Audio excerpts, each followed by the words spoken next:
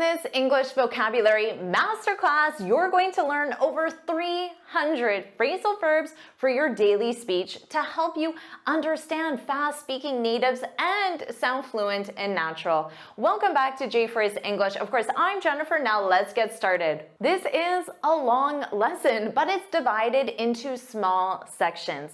You'll learn a group of 10 phrasal verbs, then you'll complete a quiz, and then you'll learn the next group of phrasal verbs. Let's get started with group 1. Number 1, to come around to an opinion or an idea. And this means to change your opinion or to see a new point of view.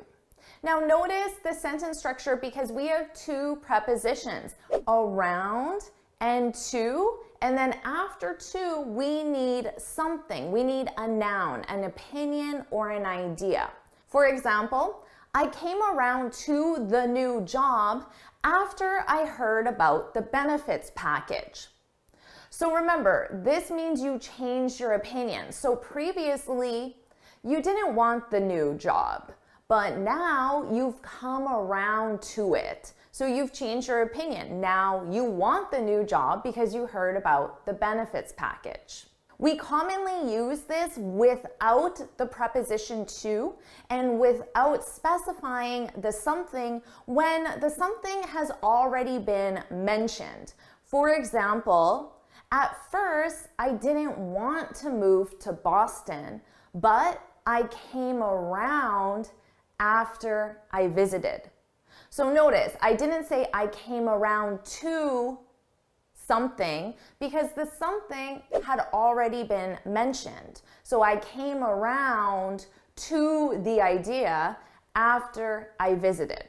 Number 2, to get across a point or a message. And this is when you clearly and effectively communicate a point or a message. For example, make sure you get across that the project is over budget.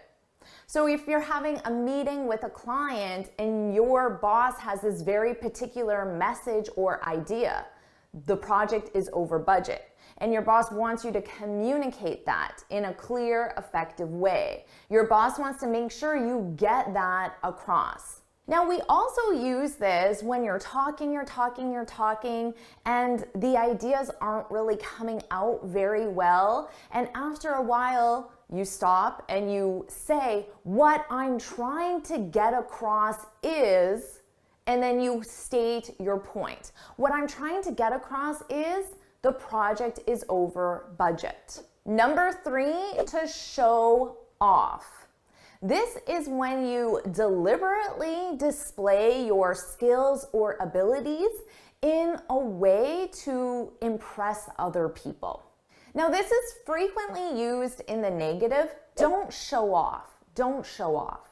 But there's definitely a time and a place when you want to show off. For example, when you're going to a job interview, you shouldn't be modest. You should show off your skills and abilities. You should talk about all your awards, your accomplishments, your degrees, the compliments you've received. You want to show off all of your experience to the interviewer. So an interview is the perfect time to show off.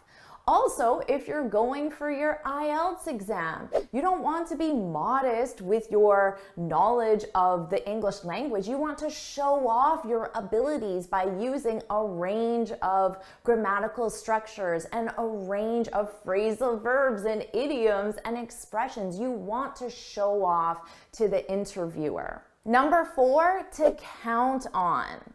Now this is exactly the same as to rely on or to depend on.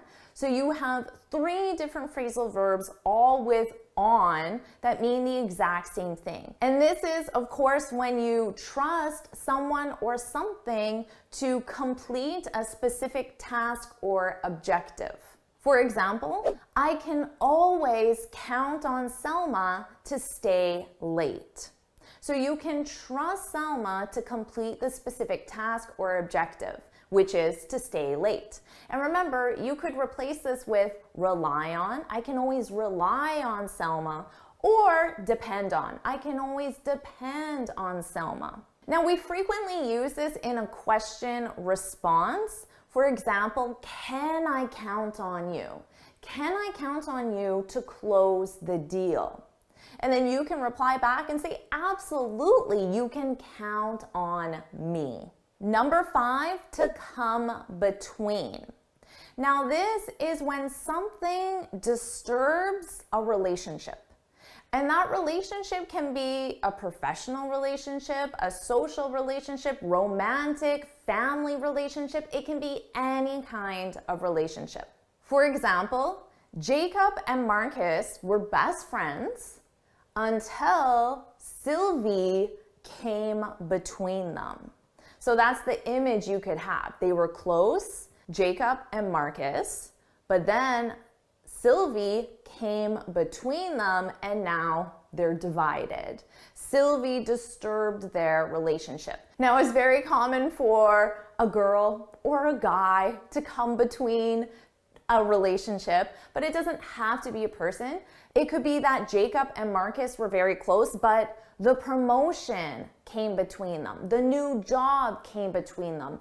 Their family came between them. Their politics came between them. Their religion came between them. It could be anything came between them. Money is a good one as well that comes between people in relationships. And remember, you can use this in any type of relationship. Are you enjoying this lesson? If you are, then I want to tell you about the Finally Fluent Academy.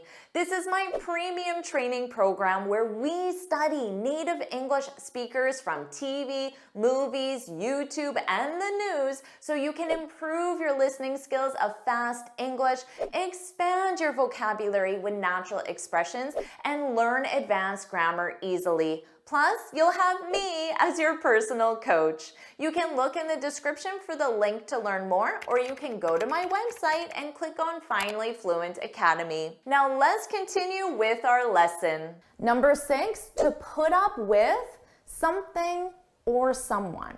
And notice this is a 2-preposition phrasal verb, put up with. Put up with. And we use this to say that you tolerate bad behavior or unwanted behavior, to put up with. For example, I don't know how you put up with your boss. I don't know how you tolerate your boss.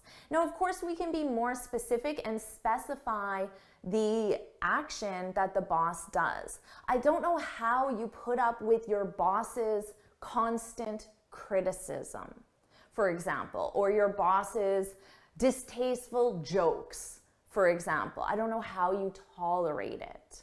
Now, we commonly use this to say, I'm not going to put up with, and then the behavior. I'm not going to put up with your constant criticism any longer. Number 7, to bounce back. Now, to bounce back, this is when you recover or recuperate. Now, you can use this when you recover from a negative situation in a business context, like for example, a bad sales quarter or a bad product launch, for example. But it can also be when you recover or recuperate from an illness. So you can use it in both those situations. For example, in a workplace situation, you could say, I don't know how we'll bounce back from our loss in Q2. So I don't know how we'll recover. And then you could have a discussion. How can we bounce back? Does anyone have any ideas on how we can bounce back? Now, in terms of recovering or recuperating from an illness, you could say, it took me a while to bounce back after my surgery. So it took me a while to recover, recuperate. Number 8, to act up. This means to behave badly or strangely. This is very commonly used with parents describing the actions of their young children or even their older children. My son keeps acting up, behaving badly. But we can also use this with devices and objects. For example, my computer keeps acting up, behaving strangely. My computer keeps acting up. I hope it doesn't break. Number 9, to make it up to someone. This is quite a long one, so pay attention to this sentence structure. To make it up to someone. Now, we use this when you try to compensate for a wrongdoing. For example, let's say it's your best friend's birthday and you can't go for whatever reason. So this is the wrongdoing, not going to your best friend's birthday party. Now, if you want to compensate for that wrongdoing, you could say, I'm so sorry, I can't make your birthday party. I promise I'll make it up to you. I'll make it up to you by taking you out for a nice dinner. I'll make it up to you by going to the movies with you. I'll make it up to you by buying you a really nice present. So those are the ways you're going to compensate. Now you might be wondering, what is this it? The make it up to someone? We use it with it because what you're trying to compensate for has already been explained, so you don't have to say it again. Now you can use this in a business context. Let's say you went over budget on a client's project and you might say to your team, how are we going to make it up to the client?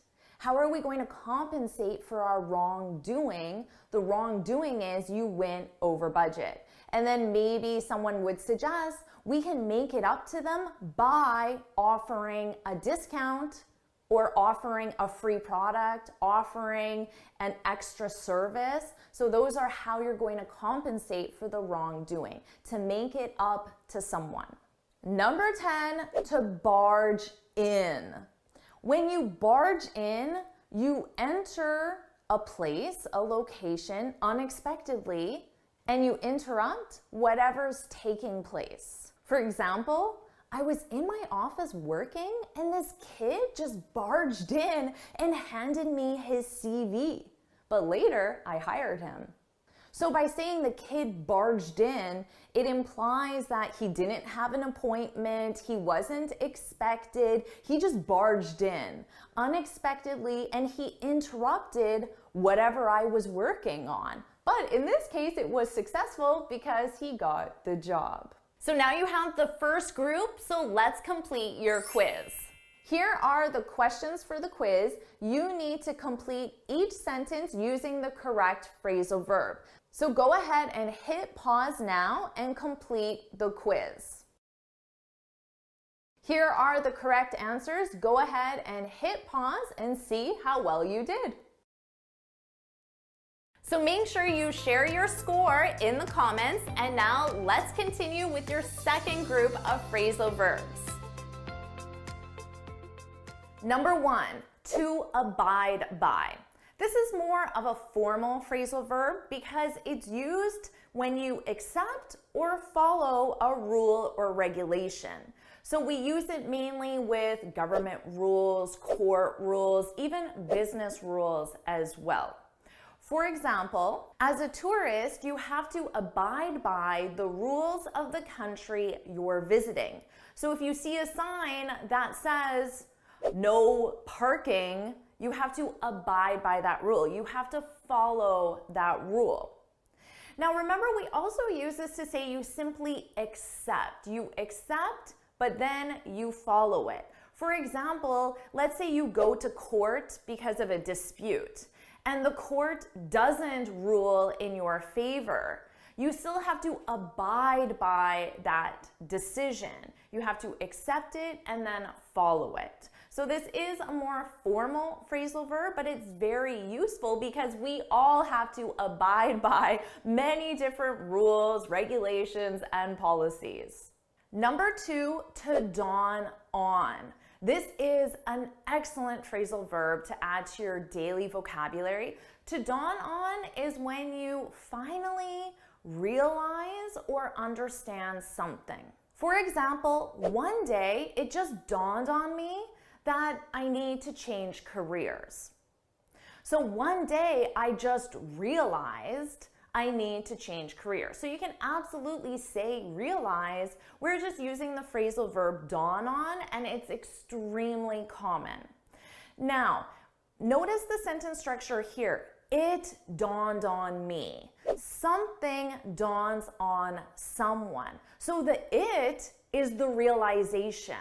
It dawned on me that I need to change careers. So just keep that in mind because the sentence structure is commonly used with it, dawns on, and then someone. Number 3, to pull off. This is also a must-know phrasal verb. When you pull something off, you're able to do something that is difficult or unlikely to do. For example, let's say you're a wedding planner and a couple comes to you and tells you they want to have this huge 300-person wedding in 3 weeks. And they want you to plan everything. That's really difficult, and it might even be unlikely that you're able to plan a 300-person wedding in 3 weeks. So you could say, I don't know if I can pull that off. I don't know if I can do that because it's very difficult. I don't know if I can pull that off. The that being planning the 300-person wedding. Now, let's say you do successfully plan the wedding. After, you could say, I can't believe I pulled that off. I can't believe I pulled off planning a 300-person wedding in only 3 weeks. Number 4, to back out of. This is an excellent business phrasal verb. It's used when you fail to keep a commitment or a promise. Now, in a business context, a commitment could be something you agree to or arrange to. It can be formal and you have a contract in place, or it could be more informal and you just agree to it verbally. So if you don't keep that commitment, then you back out of it. For example, I can't believe the client backed out at the last minute. Now notice here, I just said backed out. I didn't use the of. We only use the of when you specify the noun, the something. I can't believe the client backed out of the agreement, the project, the plan, the proposal at the last minute. Number 5, to clam up. This is an excellent phrasal verb for all of you or anyone that does public speaking, because when you clam up, you're unable to speak, usually because of fear or nervousness. But this can also be used if you simply refuse to speak for whatever reason. For example, I always clam up when I'm public speaking. When I'm public speaking, I become unable to get the words out. You clam up. Now, my advice to you is if you feel like you're going to clam up, just take a deep breath. Number 6, to mull over. When you mull something over, you think about it or you consider it. And the something you're mulling over is simply an idea, a proposal, a suggestion, and you mull it over. You think about it, you consider it. So let's say you're in a meeting and a client or colleague suggests a new tool to use, and you need to think about it. So you could say, give me a few days to mull it over and I'll get back to you. To mull it over. The it being using the tool, purchasing the tool, whatever you're going to do. Give me a few days to mull it over. Now you can also specify the noun and you can say, I need to mull the deal over before I commit. Number 7, to pan out. This is an extremely common phrasal verb. To pan out simply talks about how a situation develops. For example, I'm not sure how this merger will pan out. So the situation here is the merger. And we're talking about, well, how's the merger going to go? How's it going to develop? Will it be positive? Will it be negative? Will there be challenges or difficulties, benefits? That's how the situation develops. So here I'm saying, I'm not sure. I'm not sure how the merger will pan out. Now let's say the merger has some difficulties or challenges. You could say the merger didn't pan out, didn't develop. The merger didn't pan out as we had expected.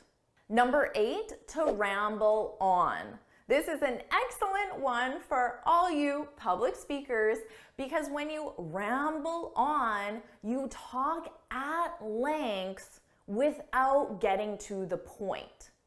So let's say I rambled on for 5 minutes trying to explain the definition of ramble on, and at the end, you didn't understand it at all, and you're confused, you're a little annoyed because I wasted your time.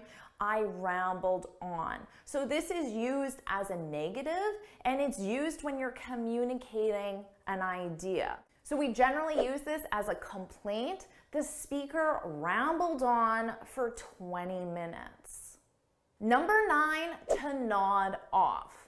This is when you fall asleep, but it's when you fall asleep usually for a very short period of time and usually when you're not supposed to.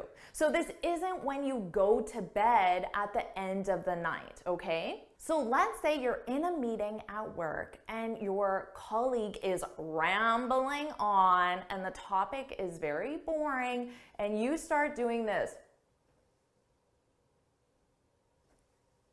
That is nodding off.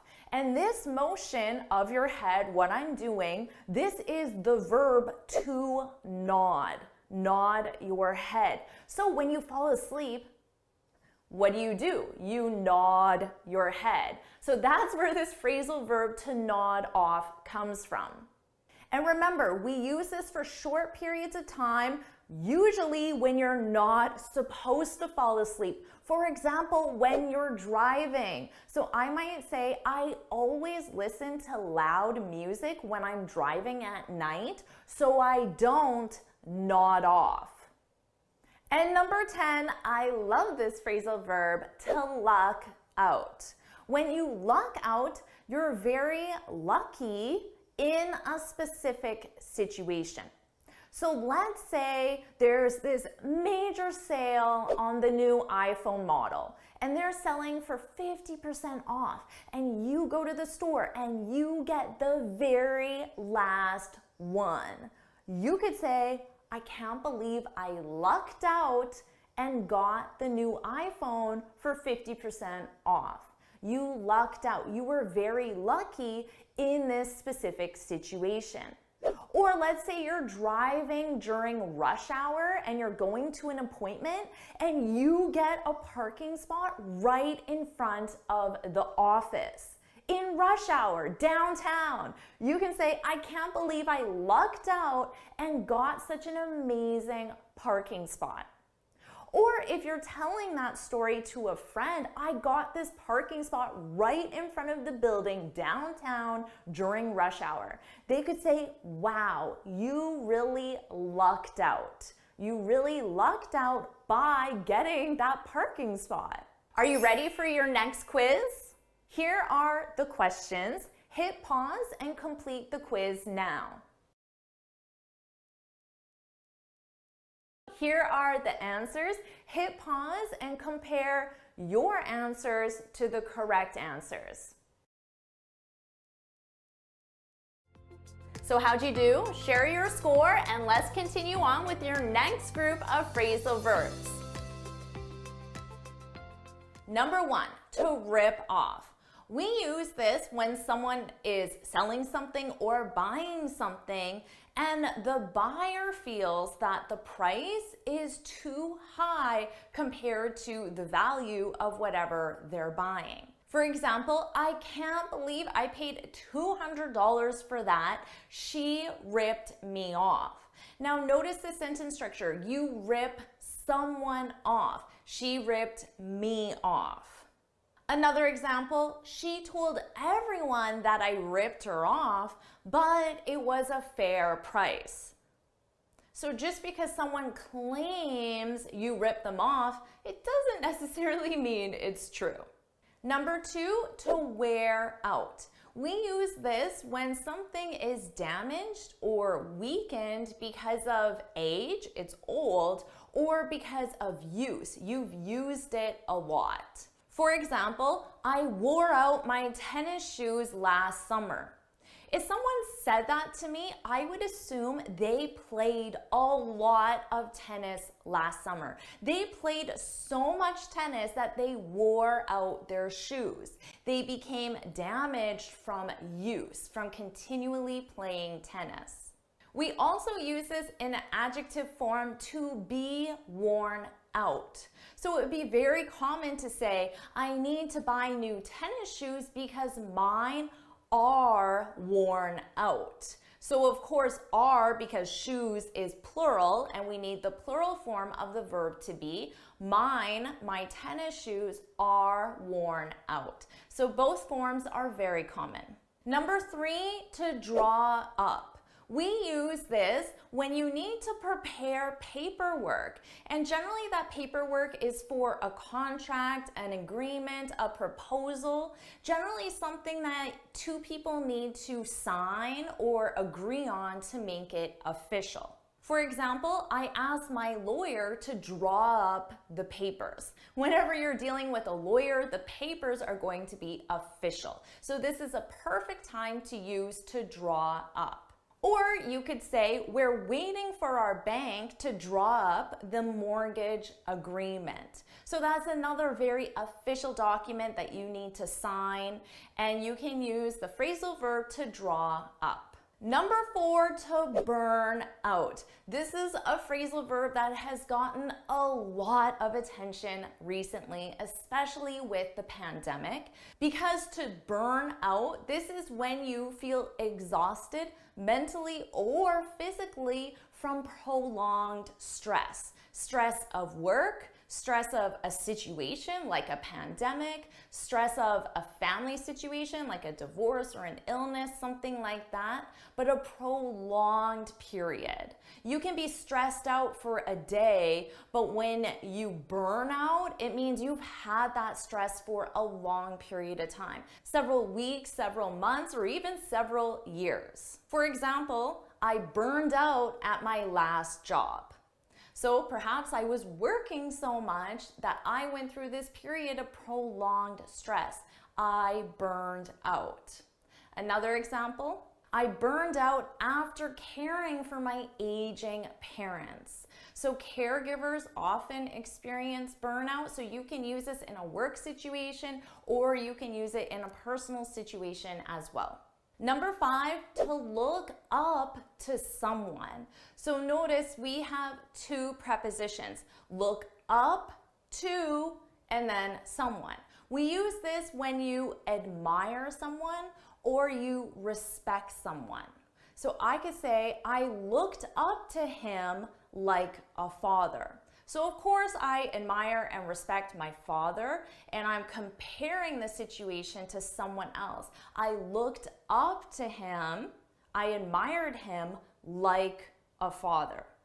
Another example, I really look up to my boss. So you admire your boss, or you respect your boss, you hold your boss in high regard. So you can use this in a work situation, you can look up to people, and you can use this in a social situation, a family situation. You can have many different people in your life that you look up to for different reasons. Number 6, to step up. Now that's the phrasal verb, but we most commonly use it in the expression to step it up. Notice that it's very important to step it up, to step it up. This simply means to work harder or to try harder. Now, you can say, we need to step it up if we're going to meet the deadline. So you have this deadline, you need to work harder. So it's the same as saying we need to work harder if we're going to meet the deadline. Step it up. Now, what is this it in the expression? Well, the it would represent work or effort.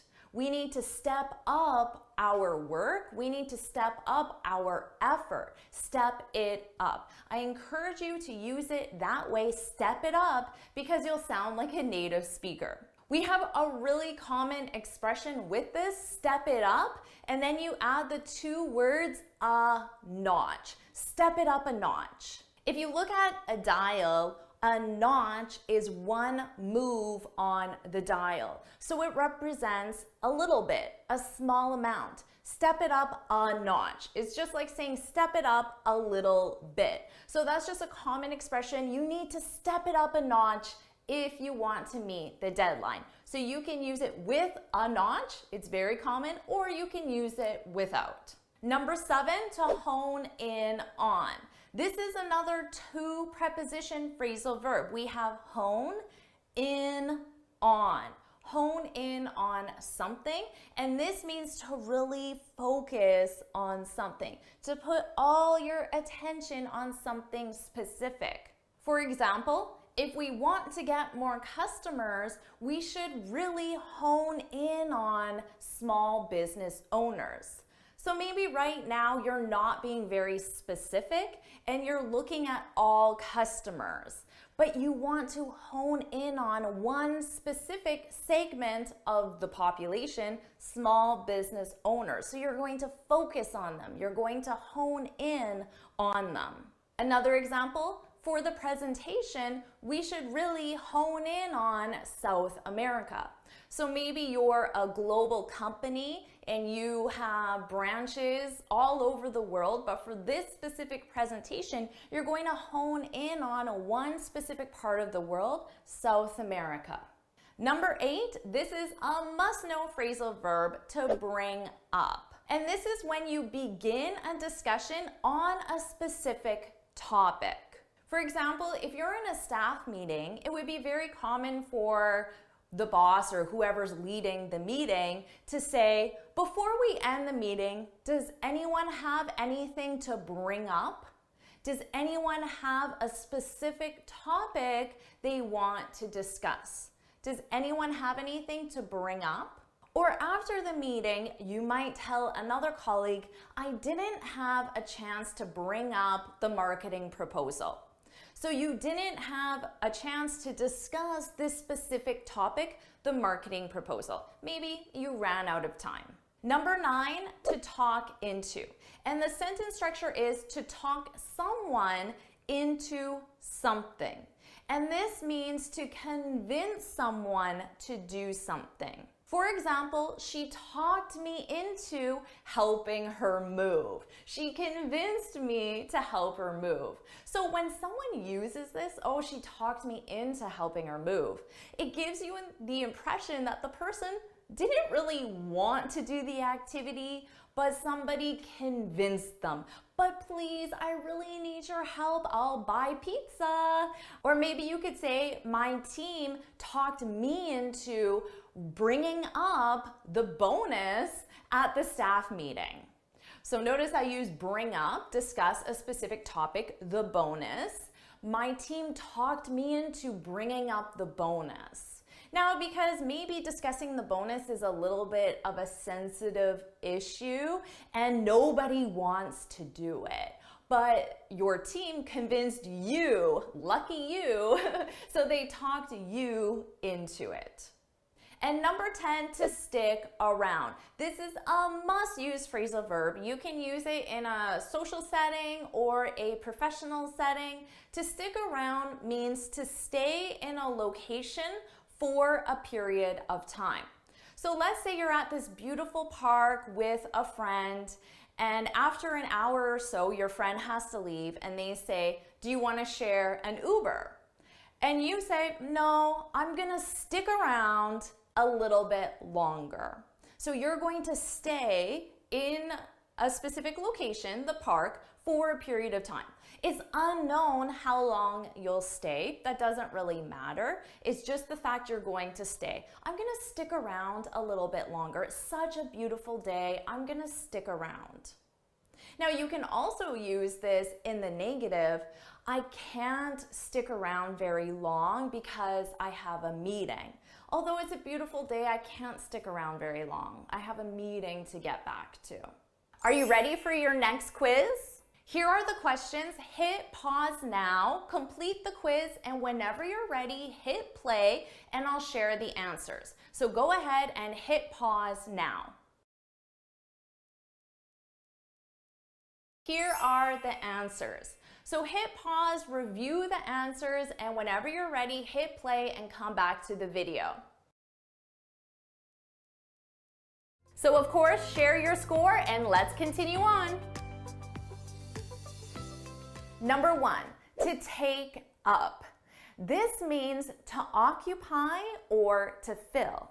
Now, we use this specifically with 2 different nouns. You can take up time and you can take up space, and they're both very commonly used. For example, I could say, this meeting took up my whole morning. So it occupied or filled the amount of time. Now, we can also use this with space. For example, I need a new couch because my couch takes up too much space. So it occupies or fills space. So remember, you can use this with both time and space, and they're both very commonly used. Number 2, to branch out. Now this means to expand, and we use this specifically in a business context. So let's say you're in a meeting and you're discussing how to increase your profits. You might suggest branching out into new markets. So if you only sell in North America, you can branch out, expand, and sell in Europe or in Asia, Africa, for example. We need to branch out into new markets. Number 3, this is a fun one, to jot down. Now you would probably understand this from context. In the meeting, I jotted down a few notes. I jotted down a few notes. So it's the exact same thing as write down. I wrote down a few notes, but it's very commonly used. So someone might ask you, maybe your boss or a colleague even, might say, hey, can you jot this down? And then they might give you a number or a date or a location and you write it down. Now, of course, not many people use pen and paper anymore, right? We take electronic notes. But if your colleague asks you to jot something down, you can absolutely take out your phone and make a note in your phone. Jot it down in your phone. Write it down in your phone. So this still applies even though we don't really use pen and paper much. Number 4, to carry out. This means to perform or to conduct, and we use this specifically in a business context. For example, next week we're carrying out our customer surveys, our student surveys. We're carrying out our surveys. We're conducting them. We're performing them. So I'm just going to do the survey. That's the simplest way to say it. Next week we're doing the surveys. We're carrying out the surveys. Number 5, this is an important one, so make sure you jot it down. Number 5, to keep up with something. This means to make sufficient progress on. Let's say that you have this many orders and it's your job to fulfill those orders.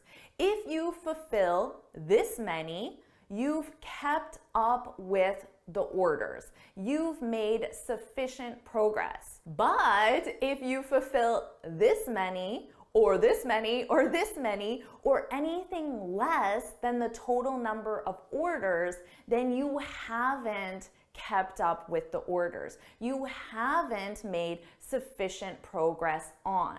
Now, of course, you can use this with many things other than orders. You can use it with your studies, your reading list, your chores, your performance reports, your filing, your scheduling.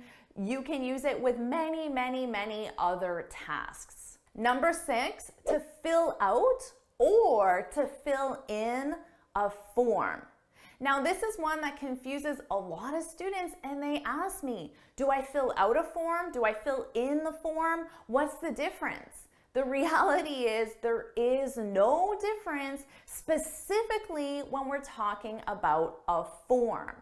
Now, when you have to fill out an application, you could also fill in an application. Fill out your passport renewal. You can fill in your passport renewal. In this specific context, there's no difference. Number 7, to drop in. This is a great phrasal verb because you can use it both in a business context or a social context. Now, to drop in simply means to visit. So if you're talking to a friend and you're planning to visit that friend, you can say, how about I drop in Saturday morning? How about I visit Saturday morning?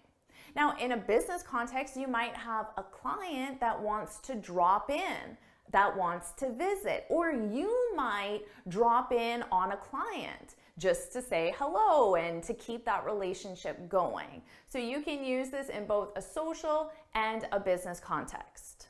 Number 8, to push back. This means to delay or postpone in the context of a scheduled event. So a scheduled event like a meeting. Let's say the meeting was scheduled for Monday, but everyone is really busy on Monday. Well, then push the meeting back until Wednesday. Postpone it until Wednesday. Now, you can use this in a social context. So you might be planning your wedding anniversary, and it's your 10-year wedding anniversary, and the actual date is March 30th, but everyone is busy. So you might push it back until the middle of April so more people can attend. Well, everyone's busy, so let's push back the party until next week, until 2 weeks from now.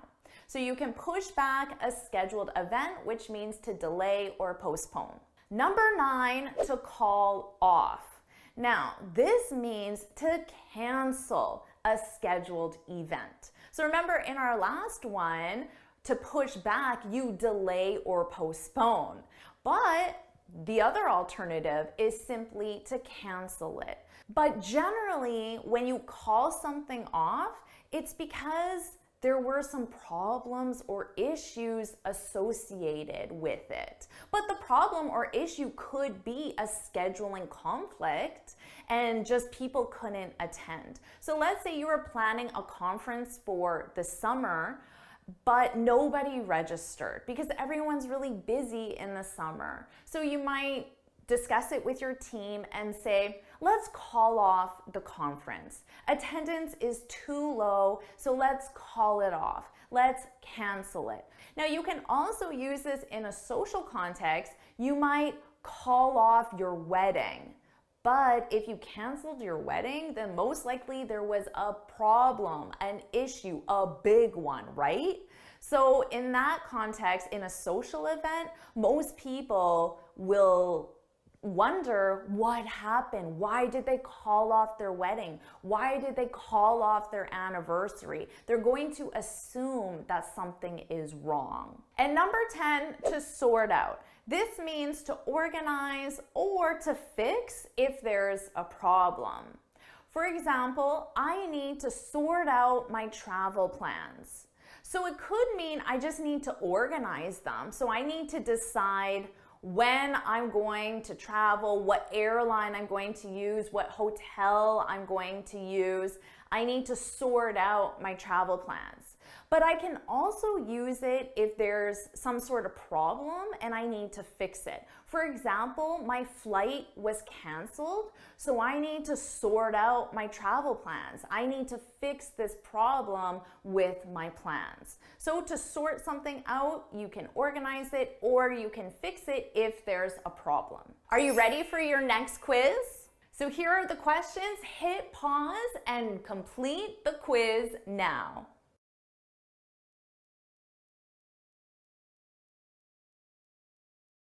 So here are the answers. So now let's review your final group of phrasal verbs. Number 1, to tune out. This is a very useful phrasal verb because it's used to say you stop listening to someone, you stop paying attention to them because you don't like what they're saying, basically. So you tune someone out. This is something that kids do all the time with their parents, right? If your parent is giving you advice and you don't want to hear it, you just tune them out. So your parent is talking, but you're just not really listening. So you might say, I always tune out my mom when she gives me relationship advice. Now, this can also happen a lot in a workplace situation. Let's say the coworker that sits beside you is just a very negative person and complains a lot.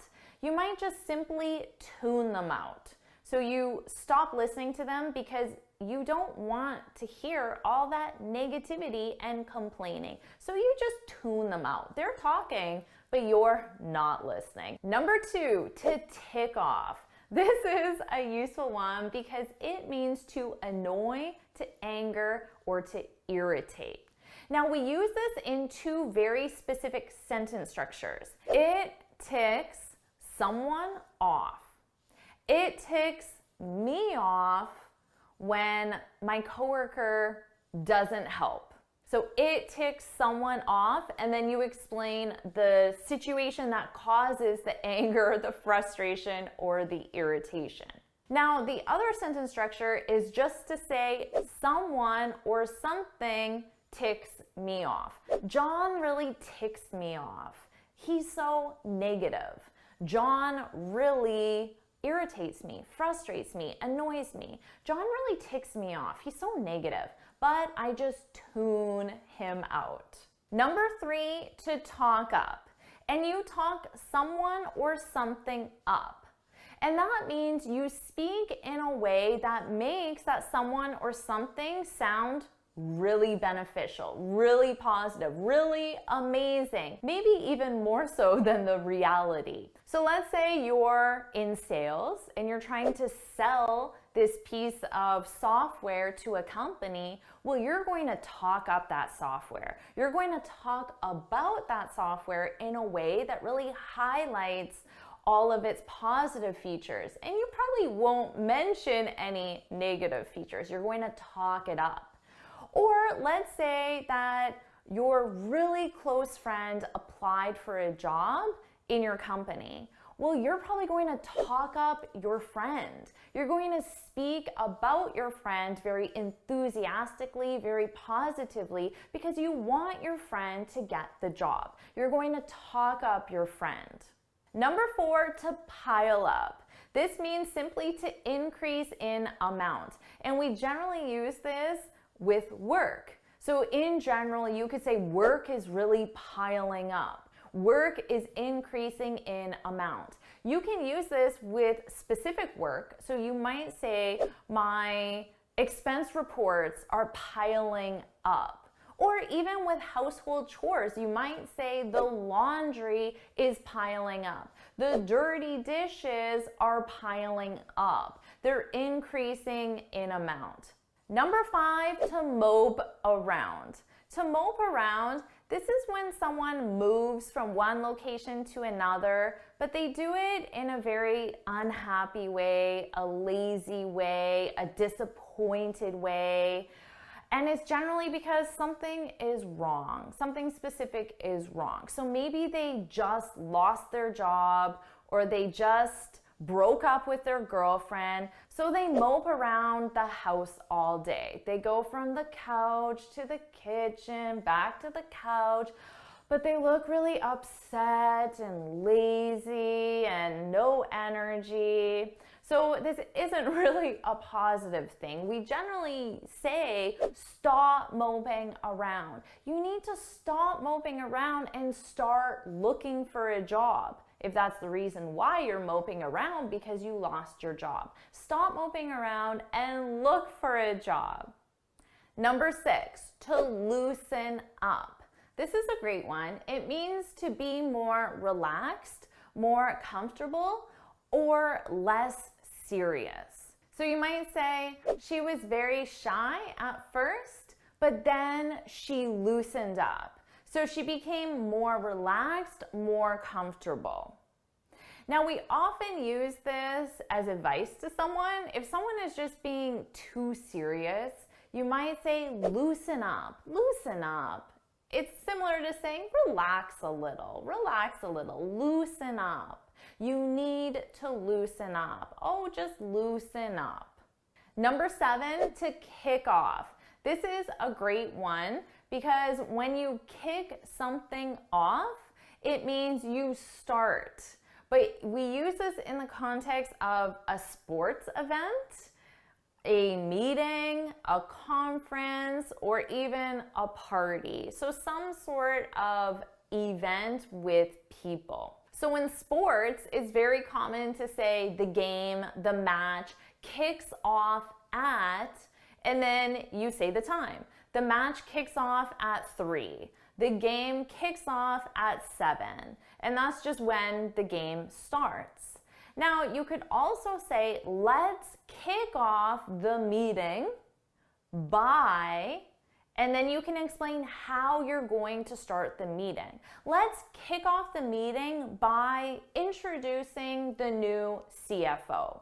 Or let's kick off the meeting by sharing the good news. Number 8, this is a fun one, to horse around. When you horse around, you behave in a silly or noisy way. So basically what children do all the time. They horse around. But you might say, the kids were horsing around and they broke my favorite vase. Now, although this is commonly used in children, it can of course be used for adults as well because adults act in silly and noisy ways all the time, right? Even in workplace contexts. So you might be talking about how your team is constantly horsing around. And as a bonus, you can also say goof around. It's an alternative, but they're both very commonly used. So horse around or goof around. Number 9, to get by. This is when you have just enough money to live on, but not very much extra. So you can basically pay all your bills and that's about it. So you might say, since our twins were born, it's been more difficult to get by. You have 2 new babies in the house. Well, first, congratulations, but of course that's very expensive. So now you only have enough money to pay your bills, to buy the food, buy the diapers, buy the groceries, pay your mortgage, things like that. We're getting by. We're getting by. You're just surviving. So if someone knows you're going through a tough time financially, maybe you lost your job, and they ask you, how's it going? Is everything okay? You could say, well, I'm getting by. I'm getting by, which lets them know you're surviving. You have enough to pay all your core expenses.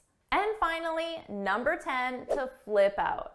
Now this can mean to become very excited, but it can also mean to become very angry or agitated. So it's when you have a very strong emotion, but that emotion can be positive, excitement, or it can be negative, anger.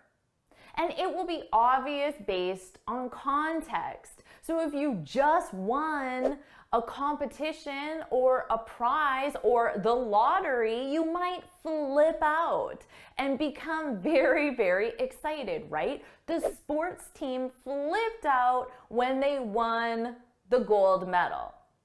Or the team flipped out when they lost the game. The team became very angry. So you can use it in both situations.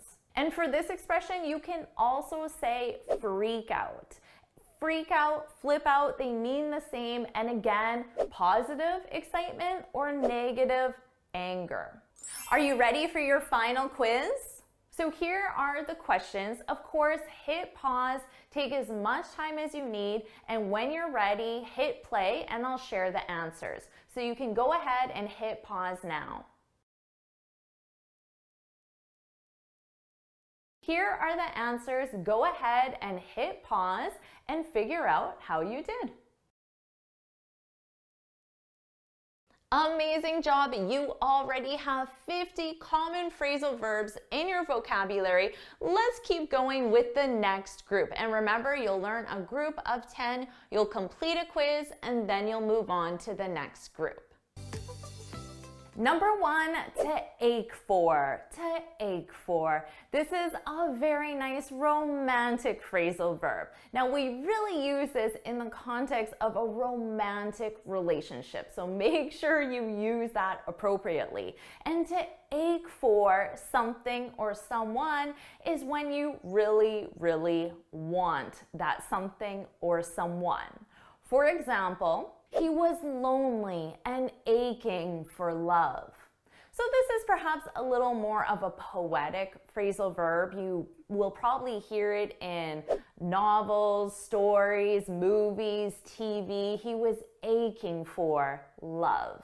So maybe you won't use that in your vocabulary, but you'll likely hear it in romance movies or romance novels. Now, you may be more likely to use ache for someone.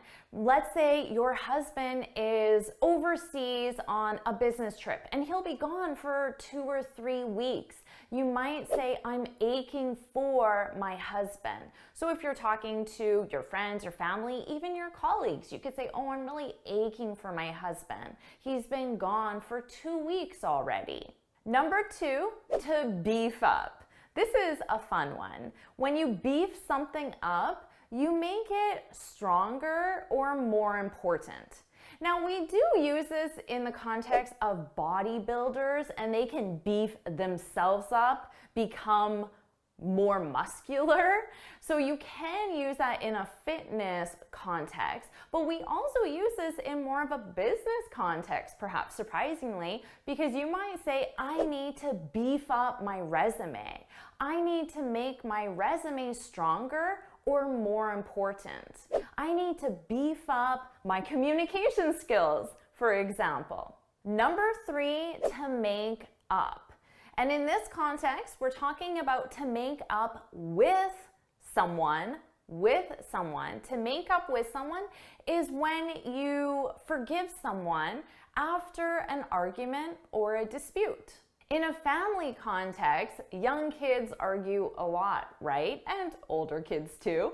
But you might say to your son, your daughter, you need to make up with your sister. You need to make up with your brother. You need to make up with your cousin or a friend. And you list a specific person, which means you need to forgive that person. Stop being angry at that person. Stop fighting with that person. So we definitely use this in a social context, a family context, but you can absolutely use this in a professional context. Coworkers fight as well. There are disagreements in companies. So you might say to one coworker, Sally, you need to make up with Mark. You work on the same team. You have to get along. You need to make up with each other. Number 4, to nail down. This is when you understand the exact details of something, or you get a firm decision on something. So let's say you're planning a conference and you have a general idea of the conference. It will take place in summer. It will be on this general topic or theme. But when are the exact dates? What specific topics? Who specifically will be the keynote speaker? Who specifically will be presenting? Who will you hire to cater the conference? You need to nail down those details. So you need to either understand the exact details or you need to make a firm decision on who's going to cater, when the conference will exactly take place. So that's a very useful phrasal verb, and you can use it in a business context or a social context. Number 5, to open up. When you open up to someone, you talk very freely about your feelings or your emotions, things that make you quite vulnerable, things you probably don't share with everybody. For example, after years, she finally opened up about his death. So for many years, there was this tragic death perhaps, and she didn't really talk about it. She didn't talk about her feelings about the death. But then after years, she opened up. She started talking freely about how she felt, the circumstances, how she's dealing with it, those types of things, her inner feelings and emotions. Now notice I didn't use to someone. I could say she opened up to her family about his death. So you have about and then the specific topic, and to and the specific people. You'll commonly hear people say, I've never opened up to anybody like this before. If someone says that to you, they're basically saying they feel very comfortable around you. They feel like they can share their inner thoughts, feelings, emotions. And that's a very positive thing. It shows you have a very close relationship. Number 6, to slip into something. Now this is when you quickly put on a piece of clothing. So this is a very specific phrasal verb. It's only used with clothing. Now, for example, this shirt is quite pretty, isn't it? But let's be honest, it's not the most comfortable shirt. So after I'm done recording this video, I'm going to slip into a t-shirt. I'm going to put on a t-shirt. Or if it's first thing in the morning and you're in your house coat, but then you hear your doorbell, you might quickly slip into some sweatpants and answer the door. So it's simply another way to say put on. Number 7, to stand by something. When you stand by something, it's used to show that you still support or believe something. So I might say we stand by our opinion that interest rates need to increase. So that's my opinion, that's my belief. Interest rates need to increase. I stand by that. I still support that. I still believe that. So you'll hear this a lot from people in power, politicians, executives in business. They'll have an opinion, have a belief, and then they'll state, I stand by that, to let you know they still believe that specific opinion. Do you stand by that, and if so, why? I stand by that. Yes, I stand by that. And the reason simply is... Now, we also use this with stand by someone. When you stand by someone, it means that you support someone, usually when something negative has happened. So let's say that your coworker was accused of stealing from the company, but you know your coworker didn't do it. You might say, I stand by her. I stand by her, which means you're going to support her in this difficult time. Number 8, to wind down.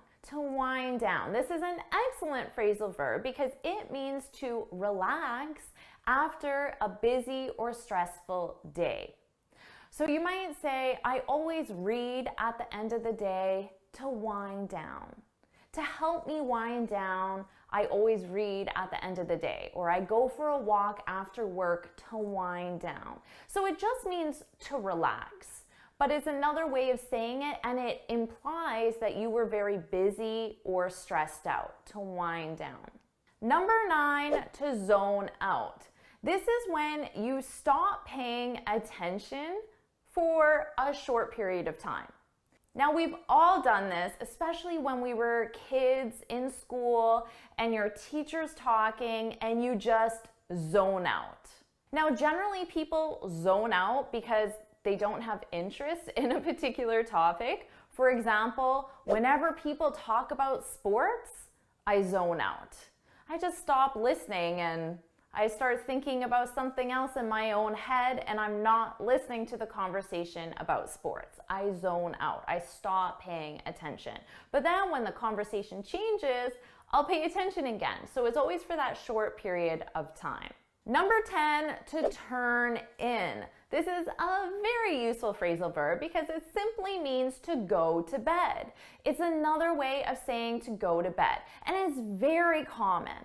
So of course you can say, I'm tired, I'm going to bed. But you can also say, I'm tired, I'm going to turn in. I'm going to turn in. And it's extremely commonly used, so I suggest you use it. You can use it as a suggestion. Hey, it's getting late and you have that job interview tomorrow. You should turn in. You should go to bed. Or you can use it in question form as well. What time did you turn in? What time did you go to bed? Are you ready for your first quiz? So here are the questions. Of course, hit pause, take as much time as you need, and when you're ready, hit play and I'll share the answers. So you can go ahead and hit pause now. Here are the answers. Go ahead and hit pause and figure out how you did. How did you do on the quiz? Make sure you share your score in the comments below, and let's continue on with the next group of phrasal verbs. Phrasal verb number 1, to act on. This simply means to take action, so to act, but you act on specific information, advice, or recommendations that you've received. For example, the manager acted on the findings of the report. So of course, in this report, there's lots of information and advice, and if you act on that information, the manager acted on the findings of the report. Or in a meeting, you might suggest to your coworkers, we need to act on the recommendations. We need to take action. Outside of the workplace, you might say, we need to act on the advice from our financial analyst. So they gave you some advice, you need to act on it. Number 2, to bargain for. To bargain for, this is when you expect something to happen, but that something is usually negative. So you expect something negative to happen. Now, notice the sentence structure here because we most commonly use this phrasal verb in the negative form. We hadn't bargained for such a high interest rate. So it's saying we didn't expect. Or you could say we hadn't bargained for so many people at the conference. So this is a great expression that you can use, but I recommend using it in the negative. Number 3, to opt in. When you opt into something, it means you become a member of something. So if you're a new employee at the company, they might have certain things that are membership based, such as the pension plan, the healthcare plan, or other insurance plans, maybe even some committees. And if you want to be a member, you need to opt in. For example, as a new employee, you need to opt into the insurance plan. Now, the opposite of in is out. So if you don't want to be a member, you can opt out. So for example, new employees are automatically added to the insurance policy. If you don't want to be a member, you need to opt out. You need to opt out. Number 4, to play down. This is a great phrasal verb. It means to make something seem less important or less serious than it really is. For example, the government tried to play down the scandal. So they had the scandal and they want to make it seem less important or less serious. They tried to play it down. Or I could say the documentary played down his divorce. So there's this documentary on this person who got divorced, and they're trying to make it seem less serious or less important than it really was in reality. And that's what you need to keep in mind. In reality, the situation was more serious, but the documentary played it down. It wasn't that big of a deal. Number 5, to drop out. When you drop out, this is specifically used when you quit a course or you quit an entire program, a school program. So if you're pursuing a degree and you quit, then you drop out. Now, interestingly, Bill Gates dropped out of college to start Microsoft, and we know how successful that was. So although it might seem negative that you drop out, you quit, maybe not always the case. Mark Zuckerberg, the founder of Facebook, also dropped out of college to start Facebook. I'm not encouraging you to drop out, but it's not always a negative.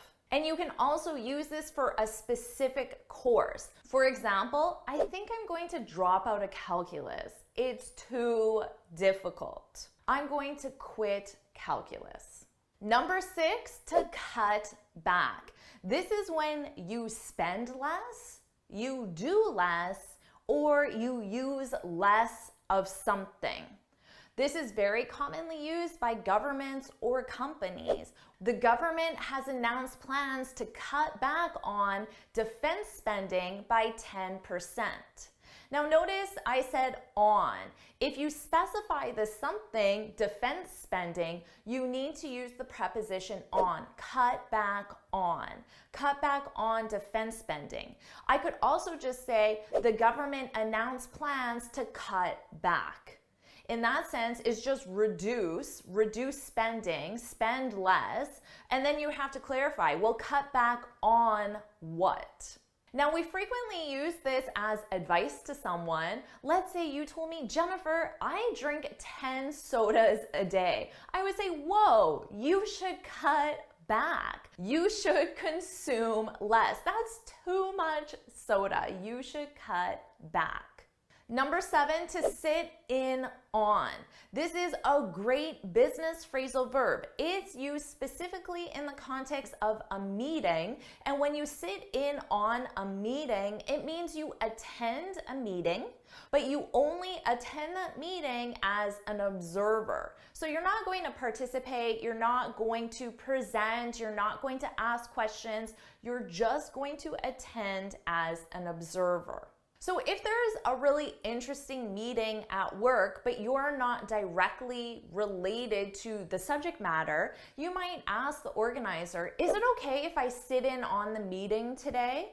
And which means you're just going to attend to listen, to receive the information. You're not going to participate. Or if you're planning a sales meeting, you might say, it would be useful to have someone from accounting sit in on the meeting. So someone from accounting is just going to be there to absorb the information, but you don't expect them to participate or present anything. So very useful phrasal verb in a business context. Number 8, this is a fun one, to whip up, to whip up. This is very specific because it's used with food and it's used when you make food quickly. So you make yourself breakfast, lunch, dinner, a snack, it doesn't matter. You make any type of food, but you do it really quickly. So you might say, oh no, I'm running late. I need to whip up my breakfast. I need to make my breakfast really quickly.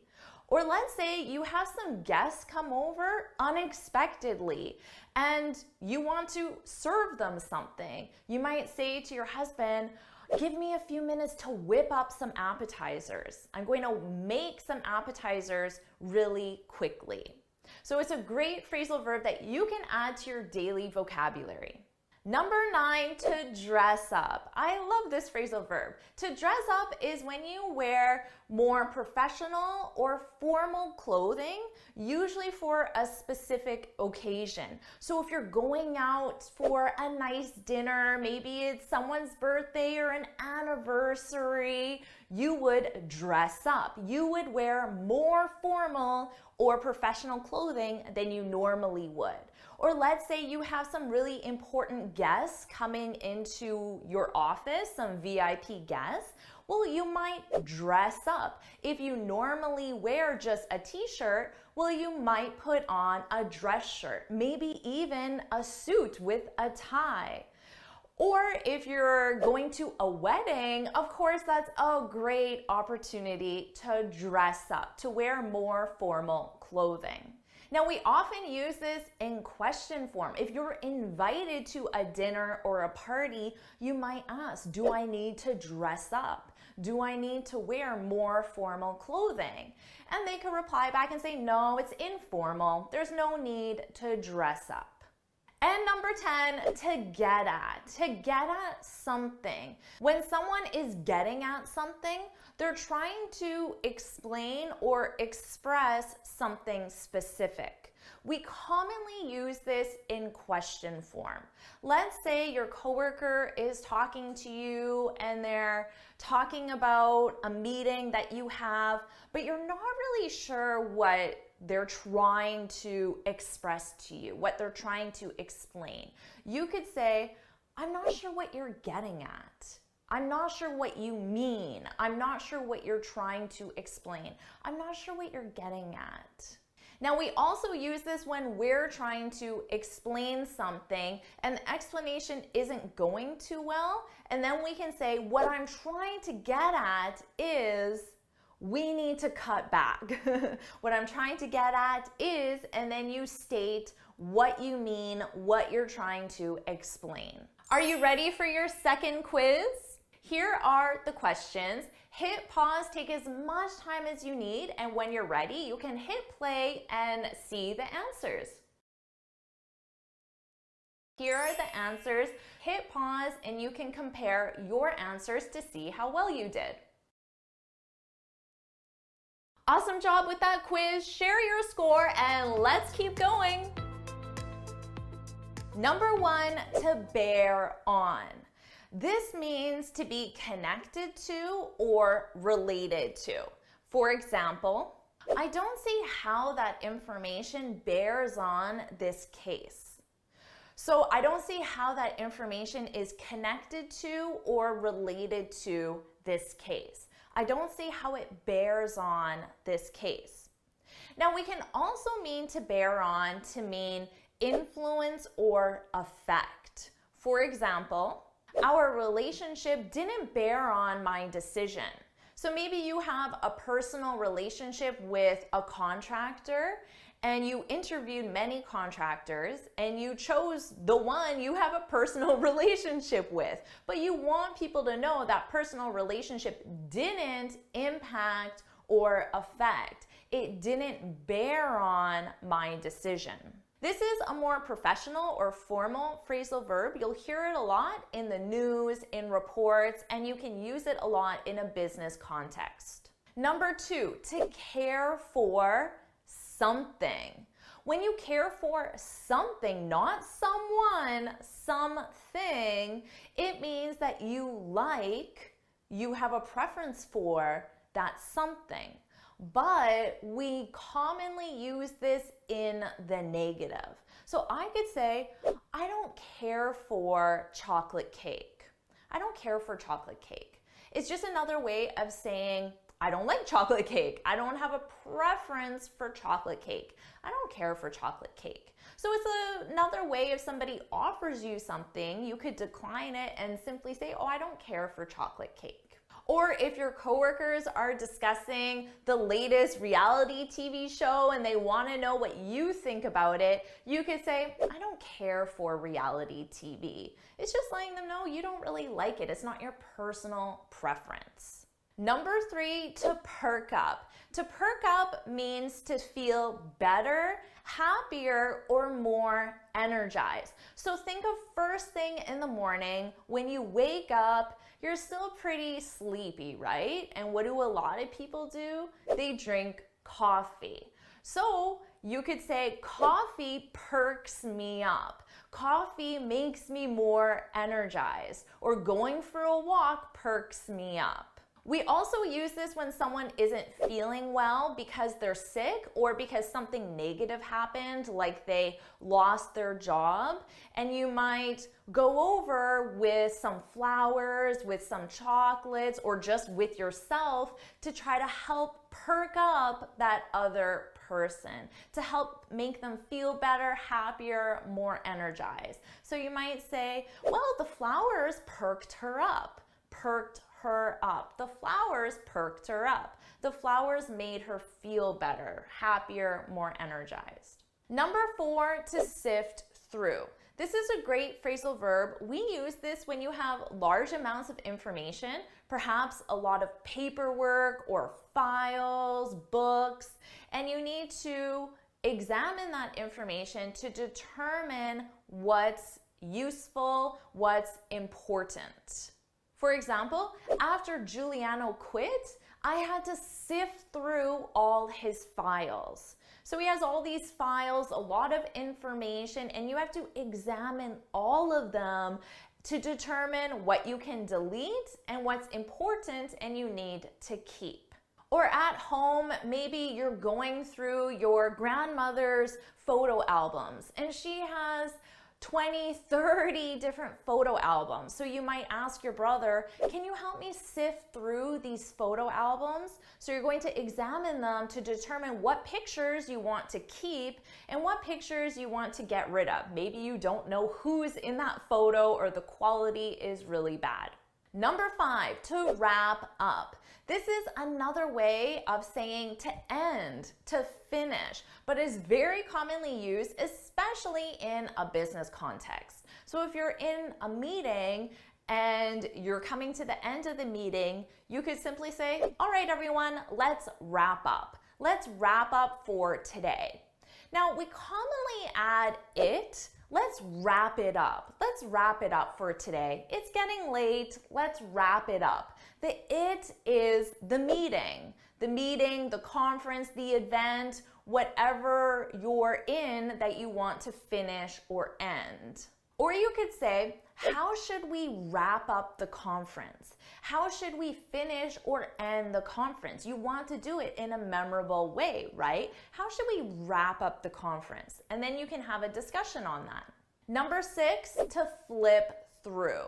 When you flip through a book, a report, a magazine, it means you go through it really quickly. So usually because you want to get a general idea of what that book is about, or because you're looking for very specific information. So if you have this report that's 130 pages, but you're looking for a very specific piece of information, you can just quickly flip through it to find that specific part of the report. Or you can do this when you're waiting for a friend to arrive, waiting for a bus. You might flip through a magazine. Just look through it, but you're not really reading anything. You're just flipping through it. You're going through it quickly. Number 7, to draw out. When you draw something out, you make it a lot longer than necessary or needed. So it's usually used in a more negative context. For example, he really drew out his speech. He made the speech a lot longer than it needed to be, or that it should have been. So it's more of a negative. It's criticizing the speech. Or you could say, they really drew out the ending of the movie. So maybe you were enjoying the movie, but then the end was just really long, way longer than it needed to be. And you're wondering, when is this movie going to end? They really drew out the end of the movie.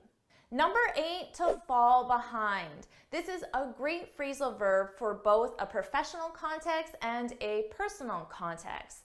When you fall behind, it means you make less progress than wanted or needed.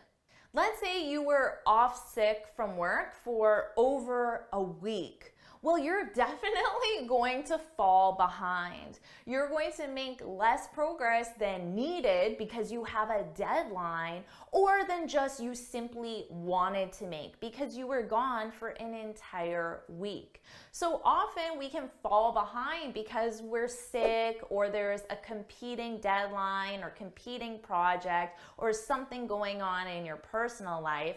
But it could also simply be because we didn't work hard enough or fast enough and we fell behind. So in a school context, if you don't spend enough time reading or doing your homework, your exercises, you might fall behind. And if you fall behind, you might have to ask your professor for an extension on a specific assignment. Number 9, to get around. This is when you move from place to place within a specific location. So let's say the location is your city, and I'm visiting your city. I could ask you, what's the best way to get around? What's the best method of transportation to go from place to place within your city? So what would you say? What's the best way to get around in your city? And then you can say, oh, Jennifer, you can easily get around on foot, which means you can walk from location to location because your city is very small. Or you might say you definitely need a car to get around. Maybe your city is quite large and spaced out, and it's not possible to walk, so you need a car to get around, to go from place to place. So this is an extremely useful phrasal verb when you're a tourist, because you should absolutely know how to get around in the city you're visiting. And finally, number 10, to put off. When you put something off, it means you delay it or postpone it. Now, you could put off a meeting. You could delay or postpone a meeting for a specific reason.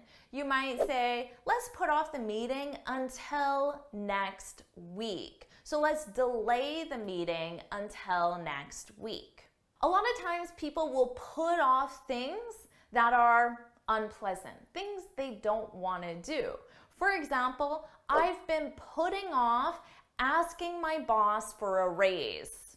I've been putting off asking my boss for a raise. So notice the gerund verb. I've been putting off asking. I've been putting off cleaning my closet. I've been putting off buying new tires. So you need that gerund verb. And why are you delaying it, postponing? Because it's uncomfortable, unpleasant. Are you ready for your third quiz? Here are the questions. Hit pause, take as much time as you need, and when you're ready, you can hit play and see the answers. Here are the answers. Hit pause and you can compare your answers to see how well you did. You're doing so awesome. Let's keep going. Share your score and let's get going.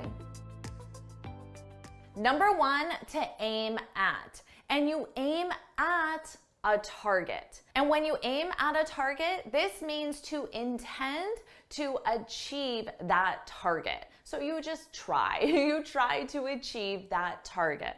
For example, they're aiming at reducing their costs by 10%. So what's the target in this sentence? Reducing their costs by 10%. That entire clause is the target. Now notice we have a gerund verb. So you can absolutely have a gerund verb. You can aim at doing something, so a gerund verb.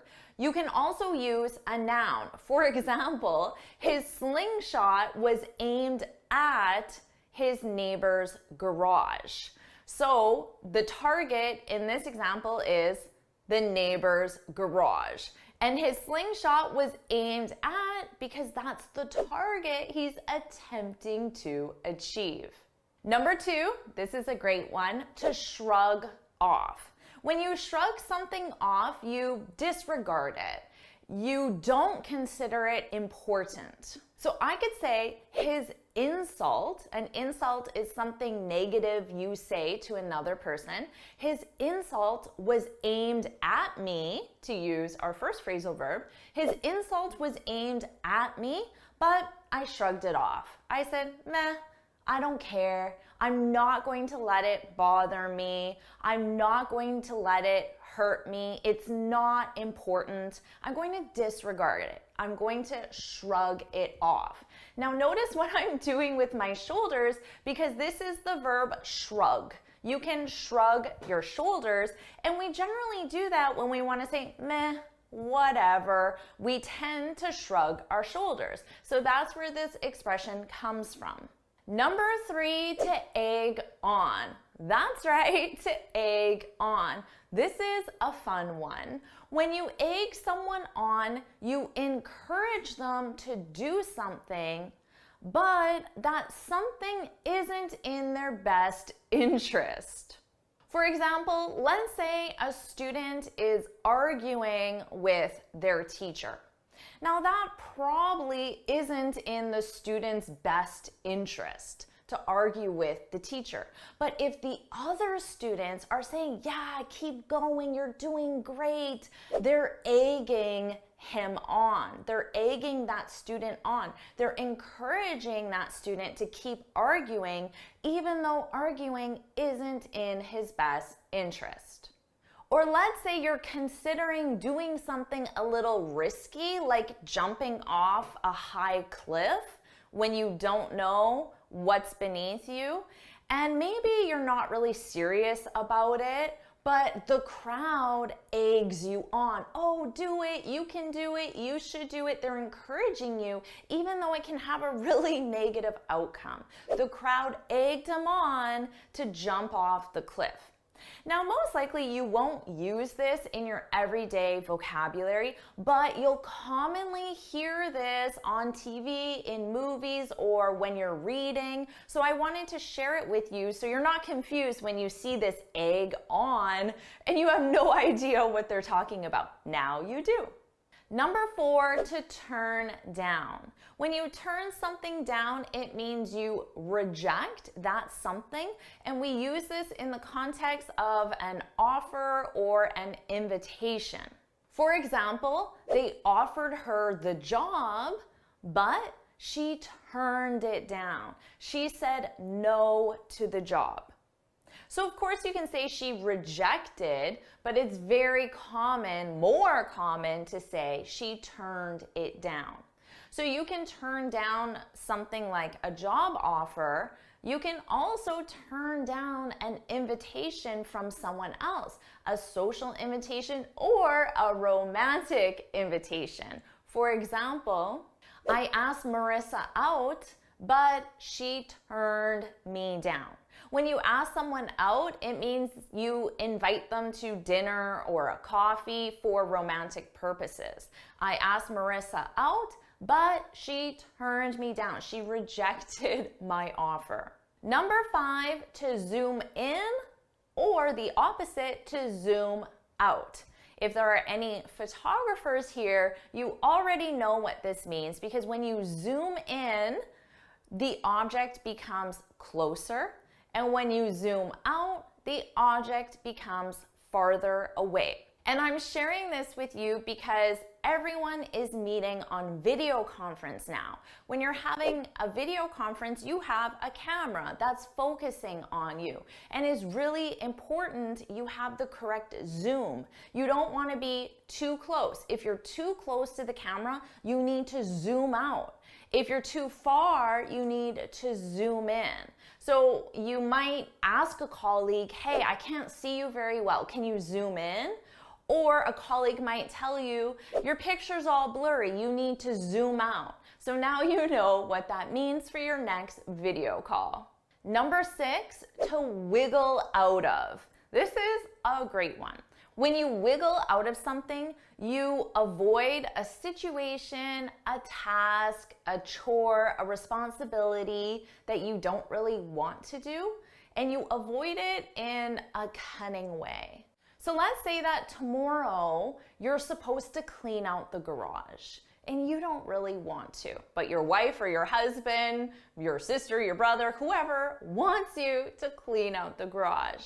Now tomorrow, when you're supposed to clean out that garage, maybe you get an urgent phone call just at the right moment and you have to go to work and finish something. But you planned that phone call. You planned that phone call to take place right as you needed to clean the garage. So you did that in a cunning way. So you try to wiggle out of cleaning the garage. So basically, when you're asked to do something and then you try to avoid it by creating a scenario where you have another responsibility, or maybe a friend asks you to move, but you tell them, oh, you have a back injury, so you hurt your back and now you can't help them move. So you try to wiggle out of it. Number 7, to hold up. This is a must-know phrasal verb because we use it when you're delayed, and you're delayed specifically while you're traveling. This could be traveling on a flight or a train, so a more long distance travel, but it can also just be traveling from your office to another boardroom or from your house to the car. So it can be a very short distance travel or a more longer travel as well. For example, my kids always hold me up when I'm trying to leave. So you're trying to leave the house and then your kids, Mom, I need this, help me find that, do this for me, and they delay you. They delay you when you're trying to leave, you're trying to travel. My kids always hold me up. Now, we commonly use this in the passive form. So you might have an appointment that you're trying to get to and you're late. And when you get to that appointment, you can say, sorry, I'm late. I was held up. To be held up. I was held up by my kids. Oh, I was held up. Number 8, to hit it off. This is a great one. When you hit it off, it means you have a very positive relationship with someone right from the first time you meet them. So let's say you have a new coworker and the first conversation you have, you realize you have a lot in common. You really like the person. They're nice. They're funny. They like you. The conversation's going really well. You can say, wow, we really hit it off. Hit it off. That it is just our relationship. We hit our relationship off, but we always use it. We really hit it off. Now notice how I also said we. We almost always use this expression with the subject we. My coworker and I, or we. My coworker and I hit it off. I would not say I hit it off with my coworker. That sounds unnatural. We say we hit it off. Number 9, to get through. When you get through something, it simply means you finish it. But that something is usually a chore or an unpleasant task, something that isn't enjoyable. For example, I have 10 reports I need to get through by the end of the day. I have 10 reports I need to finish by the end of the day. But when I use the phrasal verb get through, it implies there's going to be some effort, some struggle. I don't really enjoy the task. Number 10, to freshen up. When you freshen up, you quickly improve your appearance. So before you go into a meeting or to a social event, you can freshen up. You can go into the bathroom and you can brush your hair, you can put on fresh lipstick, you can check your makeup. Now, if you're a guy, maybe you put on deodorant or cologne, things like that. So you quickly improve your appearance. You freshen up. So let's say you're going out for a nice dinner. You might say, oh, just give me 5 minutes to freshen up. Are you ready for your fourth quiz? Here are the questions. Hit pause, take as much time as you need, and when you're ready, hit play to see the answers. Here are your answers. So hit pause, take as much time as you need to review the answers. This is your last group of phrasal verbs. Let's get started. To take off. This is used when a flight leaves the ground. For example, tomorrow my flight takes off at 7 a.m. Or what time did your flight take off? So this is another way of simply saying, what time did your flight leave? Now we also use this phrasal verb to talk about a person leaving a location. So you might be at a party and it's getting late, you have an early meeting, and you say, thanks for the party, I'm going to take off. I'm going to leave. Or someone might ask you, what time did you take off last night? What time did you leave?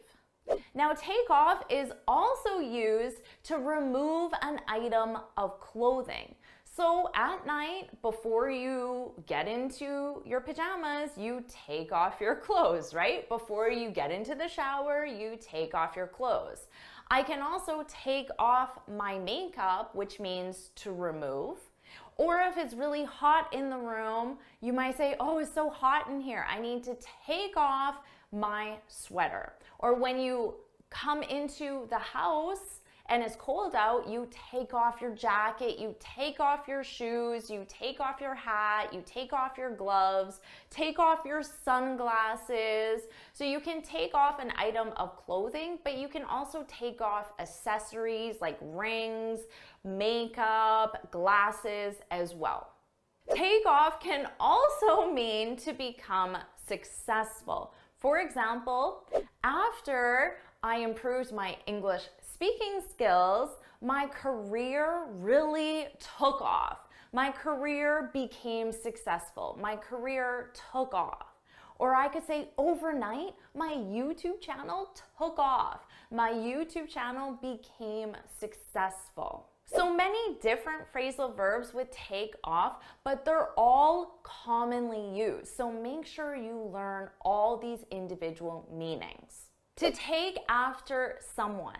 When you take after someone, you resemble them in either personality or appearance, and this is most commonly used with family members. For example, it's very common for a son to take after his dad, which means he looks like him. They look very similar. But you might also say, Julie is so funny. She really takes after Uncle Frank. So maybe Uncle Frank is really funny. He's always telling these hilarious jokes. And then Julie is also really funny. She takes after Uncle Frank. So you can use this with personality or appearance. To take apart. When you take something apart, you disassemble it. So it goes from being whole, one complete item, and then you disassemble it into individual parts. So if your car isn't working, you might take apart the motor or take apart the engine to try to figure out what the problem is. You might also take apart a desk or take apart a bed when you're getting rid of it, when you're removing it from your home, because it's easier to move when it's in individual parts rather than one big structure. To take back. When you take something back, it means that you return a purchased item to the store for a refund. So let's say you bought a pair of shoes at the store, you come home and you realize they don't fit very well or you just don't really like them. Well, you can take them back. So you go to the store, you return the shoes, and you get your money back. Now, we only use this when you physically go to the store. So with online purchases, we actually don't use the phrasal verb take back. So if you order something from Amazon and you don't like it and you want a refund, we simply say, I returned the shoes I bought from Amazon, or I sent back. I sent back the shoes. So just keep that in mind. We only use take back when you physically go to the store. You can also take someone back, which means you reunite a previous romantic relationship. So let's say that Rob and Julie were a couple last year, but then they broke up. They ended their relationship. But then Rob, he begs Julie, please take me back. Please accept me again as your romantic partner. Please take me back. But Julie's friend might say, don't take Rob back. Why would you take Rob back? You shouldn't take Rob back. To take on. When you take on a project or a task, it simply means that you accept that project or task. For example, your boss might ask the team, who has time to take this on? Who has time to take on this new project or this new client? And you might say, I can take it on. I can take it on. So you accept that responsibility for that job. You can also take over a responsibility, a project, a task, which means that you assume responsibility from another person. So let's say Julie took on the project, but then Julie decided to go on a 3-week vacation. So your boss might ask you to take over. So the responsibility goes from Julie to you. Hey Maria, can you take over this project while Julie's on vacation? Or it can be, can you just take over this project? So it can be permanent, it becomes your project permanently, or it can just be a temporary situation while someone is sick or on vacation. To take someone out. When you take someone out, it means you invite them for an activity such as having a meal together or going to the movies together, but you pay for that activity. For example, let's say it's your birthday. Well, your husband, your best friend, your mother, your sister might take you out for dinner, which means they invite you for dinner and they also pay for dinner. That's the important part. Or they might take you out for a nice night at the movies and you go to the movies together, or maybe to the amusement park. So you can do other activities, but it's mainly used with meals. So maybe your friend says, why would you take Rob back? Why would you take Rob back? He didn't even take you out for your birthday. Oh, he didn't invite you out for dinner and then pay for that meal. You can take up a new hobby or activity, which means you start that new hobby or activity. So you could tell your friends, I decided to take up karate, which means you decided to start karate lessons as a new hobby or activity. Or your friend might say, I didn't know you took up dancing. I didn't know you started dancing as a hobby or activity. Are you ready for your final quiz? Here are the questions. So go ahead and hit pause, complete the quiz, take as much time as you need, and when you're ready, hit play to see the answers. Here are the answers. So hit pause and review these answers to see how well you did. Congratulations, you now have 100 phrasal verbs in your vocabulary, but you're not done yet. Feel free to take a break, but we're going to move on and learn 30 more common phrasal verbs. Remember, you'll learn a group of 10, you'll complete a quiz, and you'll move on to the next group. Let's get started. To run out of something. This is when you use all of something and therefore have none left. We commonly use this with food items. For example, milk. We ran out of milk. This means you have no milk left because you used it all. Now notice ran, that's the past simple of the verb run. The conjugations are run, ran, run. You could also say we've run out of milk in the present perfect because it's a past action with a connection to the present.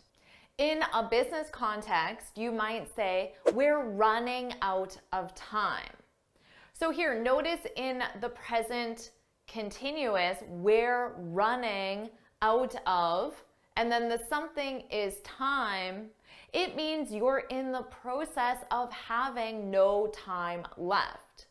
So if the meeting ends at 11 o'clock and right now it's 10:50, you can say, we're running out of time. We need to end the meeting in 10 minutes.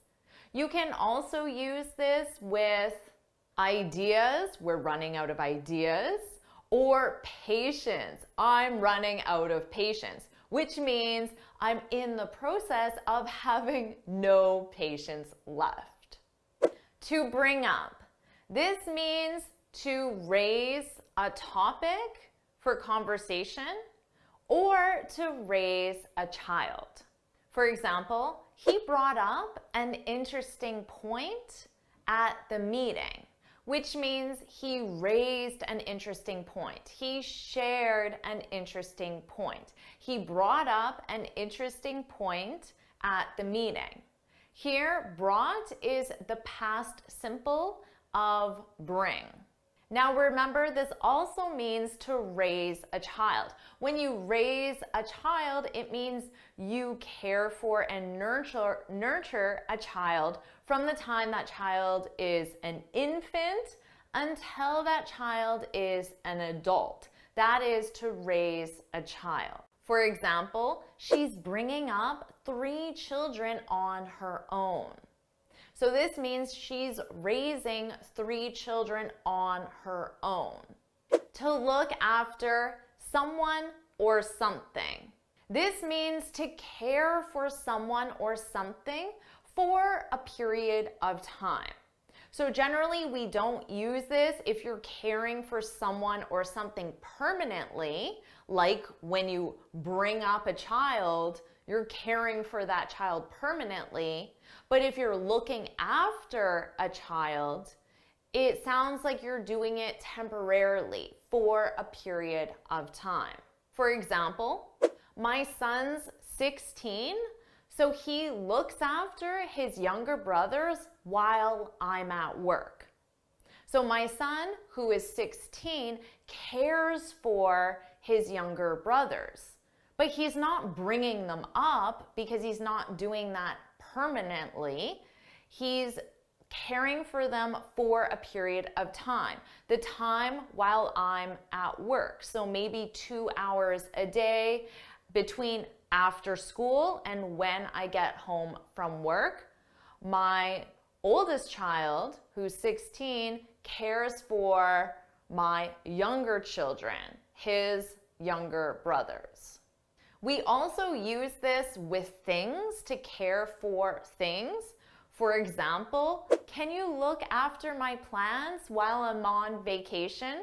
If someone asks you to look after something for a period of time while they're on vacation or while they're traveling, they're asking you to care for it. So that's a lot of responsibility for you. You better not kill my plants. To take off. This means to remove something commonly from your body, or to leave. In the sense of removing something from your body, when someone comes to your house, you might say, please take off your shoes before coming in. So you want to keep your floors nice and clean, so you ask them to take off their shoes, to remove their shoes. Now, in the sense of to leave, we commonly use this with flights. For example, my flight was supposed to take off at noon, but it was delayed. So if my flight's delayed, it means it's now taking off later than scheduled, later than expected. And when your flight takes off, that's when your flight leaves. It leaves the ground, it leaves the airport. So you can use this one every single time you're traveling and daily to talk about removing something from your body. To turn on. I'm sure you know this one, but just to make sure, this means to activate a device, to turn on a device. This is something that I ask Siri to do daily, and you might ask Siri or Alexa or whoever your personal assistant is, hey Siri, turn on the lights. Or you might say, can you turn on the air conditioning? It's really hot in here. So think of all the different devices you have in your home, in your office, and even on you everywhere you go, and you can use turn on to mean activate. And if turn on means to activate, well then what's the opposite? What's the phrasal verb for to deactivate a device? Of course, it's turn off. Turn off a device, deactivate a device. Again, something you can ask your personal assistant to do. Hey Siri, turn off the music. And this is also something that parents have to remind their children to do quite frequently. For example, make sure you turn off the lights before you leave. Get up. This is one you can, of course, use every single day because when you get up, it means you wake up in the morning. For example, I get up at 5:50 a.m. every day except Sundays. On Sundays, I get up at 7 a.m. So I sleep in on Sundays and oh, I enjoy that. What about you? What time do you get up? Share that in the comments. We also use get up to mean to rise from a lying or sitting position. So let's say you work in an office that has some really comfortable couches, and you might just be relaxing and lying on the couch. But then your coworker says, quick, get up, Rob's coming. And Rob is your boss. And you don't want your boss to see you just lying on this couch when you should be at your desk working, right? So in this context, it doesn't mean that you were sleeping on the couch. It simply means you were in a lying or even a sitting position. So we talked about how take off is used to remove something from your body. So if you're hot, you can take off your sweater. But what if you're cold? What's the phrasal verb to add something to your body? Do you know? It's to put on. To put on is to wear clothing or accessories, so you can think of them as adding them to your body. To put on also means to apply something like makeup or sunscreen, to put on. For example, you could say to a friend, it's chilly out. You should put on a sweater. Chilly means a little cold. So maybe your friend is going out in a t-shirt, but you say it's chilly out. You should put on a sweater. To give up. Hopefully a phrasal verb that isn't in your vocabulary, to give up. Because this is used when you stop trying to do something. For example, don't give up just because you made a few mistakes. That's part of the learning process. I'm sure some days you feel like giving up learning English, which would mean stop learning English, but don't give up. However, there are some things you should give up, like a bad habit. And give up is also used when you stop a bad habit. For example, you should give up smoking, which means you should stop smoking, permanently stop smoking, so you should quit smoking. You should give up smoking, permanently stop smoking, quit smoking. But you shouldn't give up learning English just because you make a mistake or just because it's taking a little longer than you expected. Don't give up. To look for. When you look for someone or something, you simply try to find, to locate someone or something. For example, I looked for you at the conference, but it was busy. This means I tried to find someone, a friend, a coworker, someone I know. I tried to find someone at a conference. I looked for her or him, but I didn't find that person because there were too many people at the conference. The conference was busy. Of course, we use this with everyday objects like our keys, our phone, our purse, even something simple like a pen. Can you help me look for my keys? This is another way of saying, can you help me find my keys? Can you help me locate my keys? Because I don't know where they are. Can you help me look for my keys? So these are the 10 phrasal verbs that you absolutely must know to understand native speakers and to sound fluent and natural and advanced in English. They were pretty simple, right? Most likely you knew most of them. But let's see how well you know them with a quiz. Here are the questions. Hit pause, take as much time as you need, and when you're ready, hit play to see the answers. So how did you do with that quiz? Let's find out. Here are the answers. Review them as long as you need, and when you're ready, hit play to continue. So how'd you do with that quiz?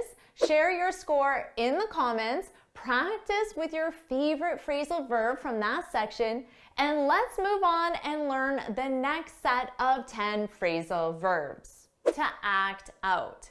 This is when you perform or explain something using actions and gestures. For example, right now I'm acting out "it's raining" using my actions and my gestures.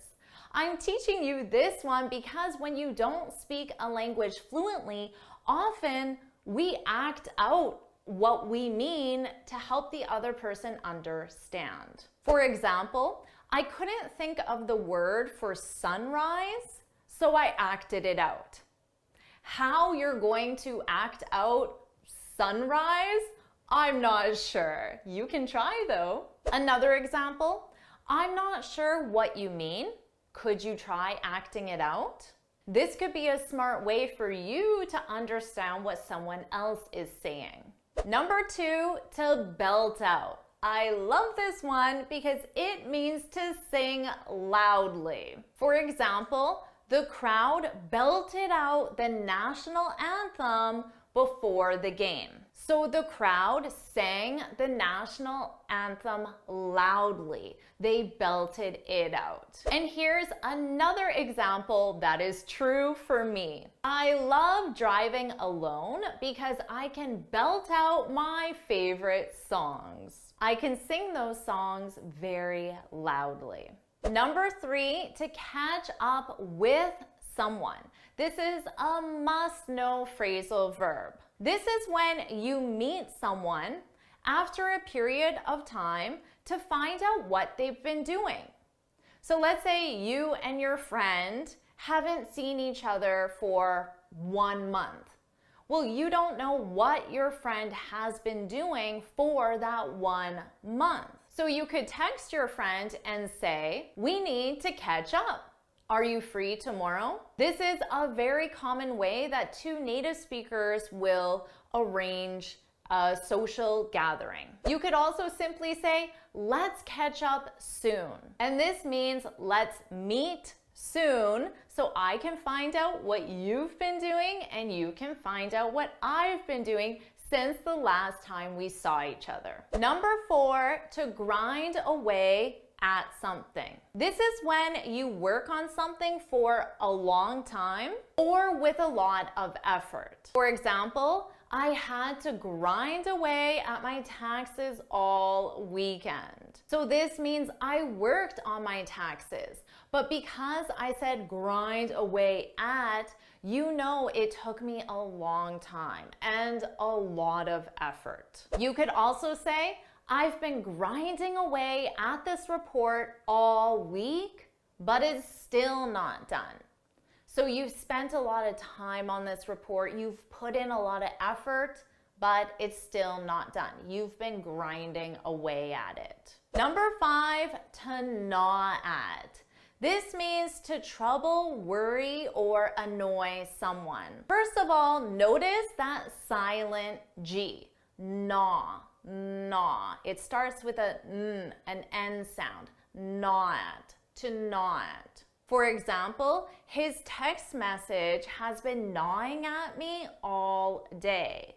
So his text message has been troubling me, worrying me, or annoying me. You don't exactly know which one it is, but based on context and based on my emotion, my facial emotion, you would know. His text message has been gnawing at me all day. Or let's say you were in a meeting and your coworker said something negative about you in front of everyone, and it's been bothering you.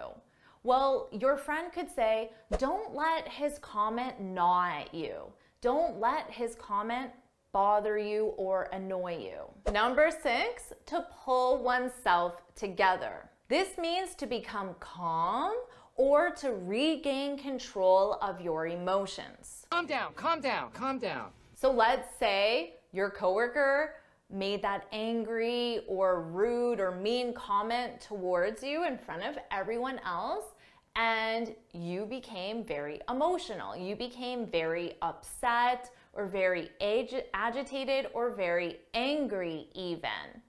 Your friend could say, "Pull yourself together," to let you know you need to regain control of your emotions because you're being too upset, too angry. We also commonly use this in the imperative, pull yourself together. So notice with the imperative, you start with the base verb.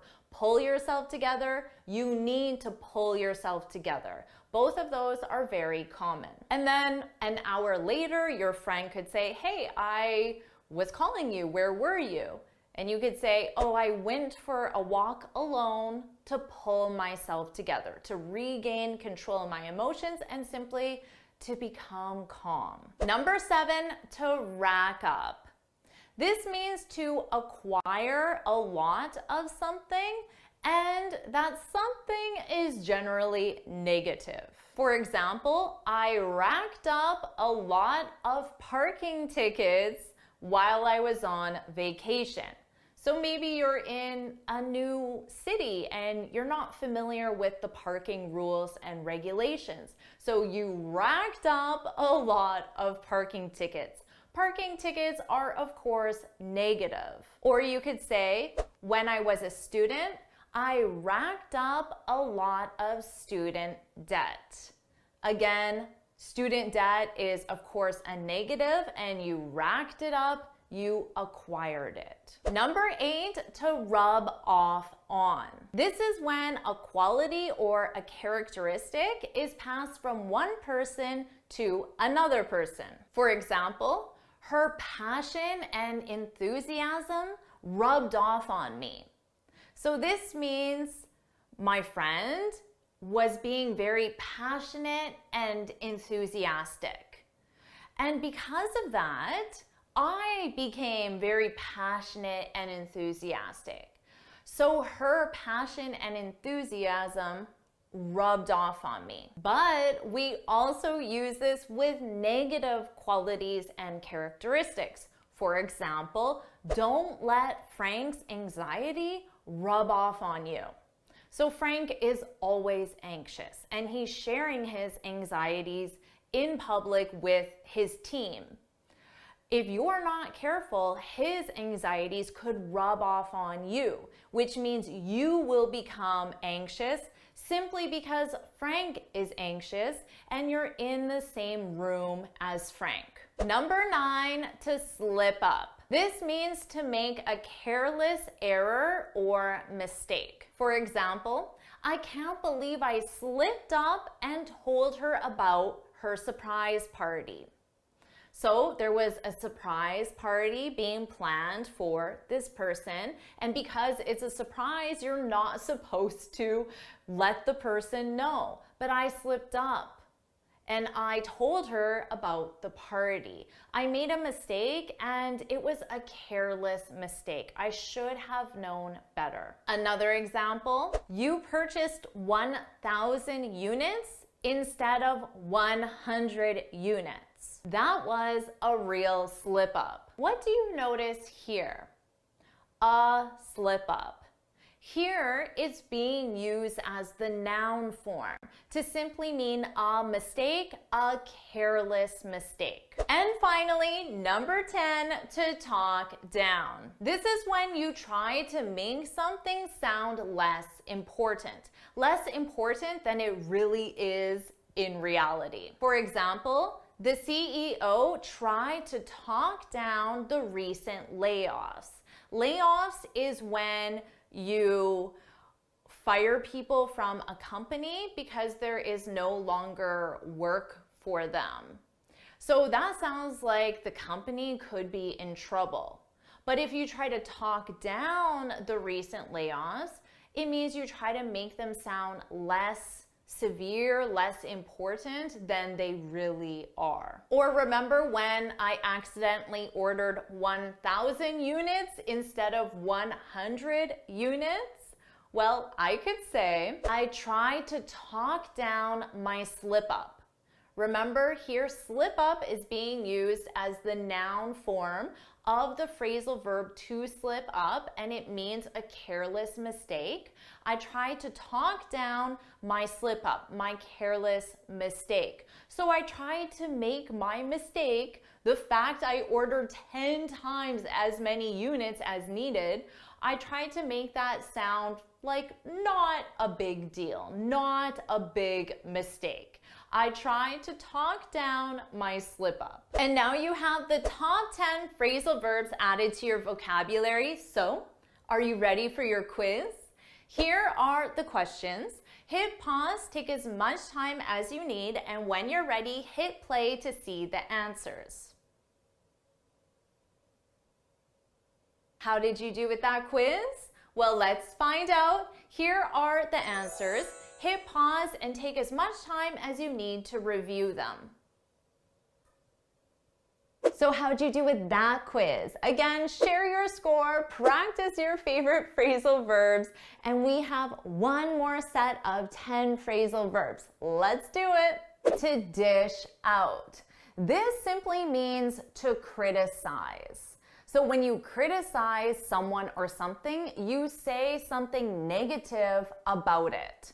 For example, she really dished it out to Tom at the meeting.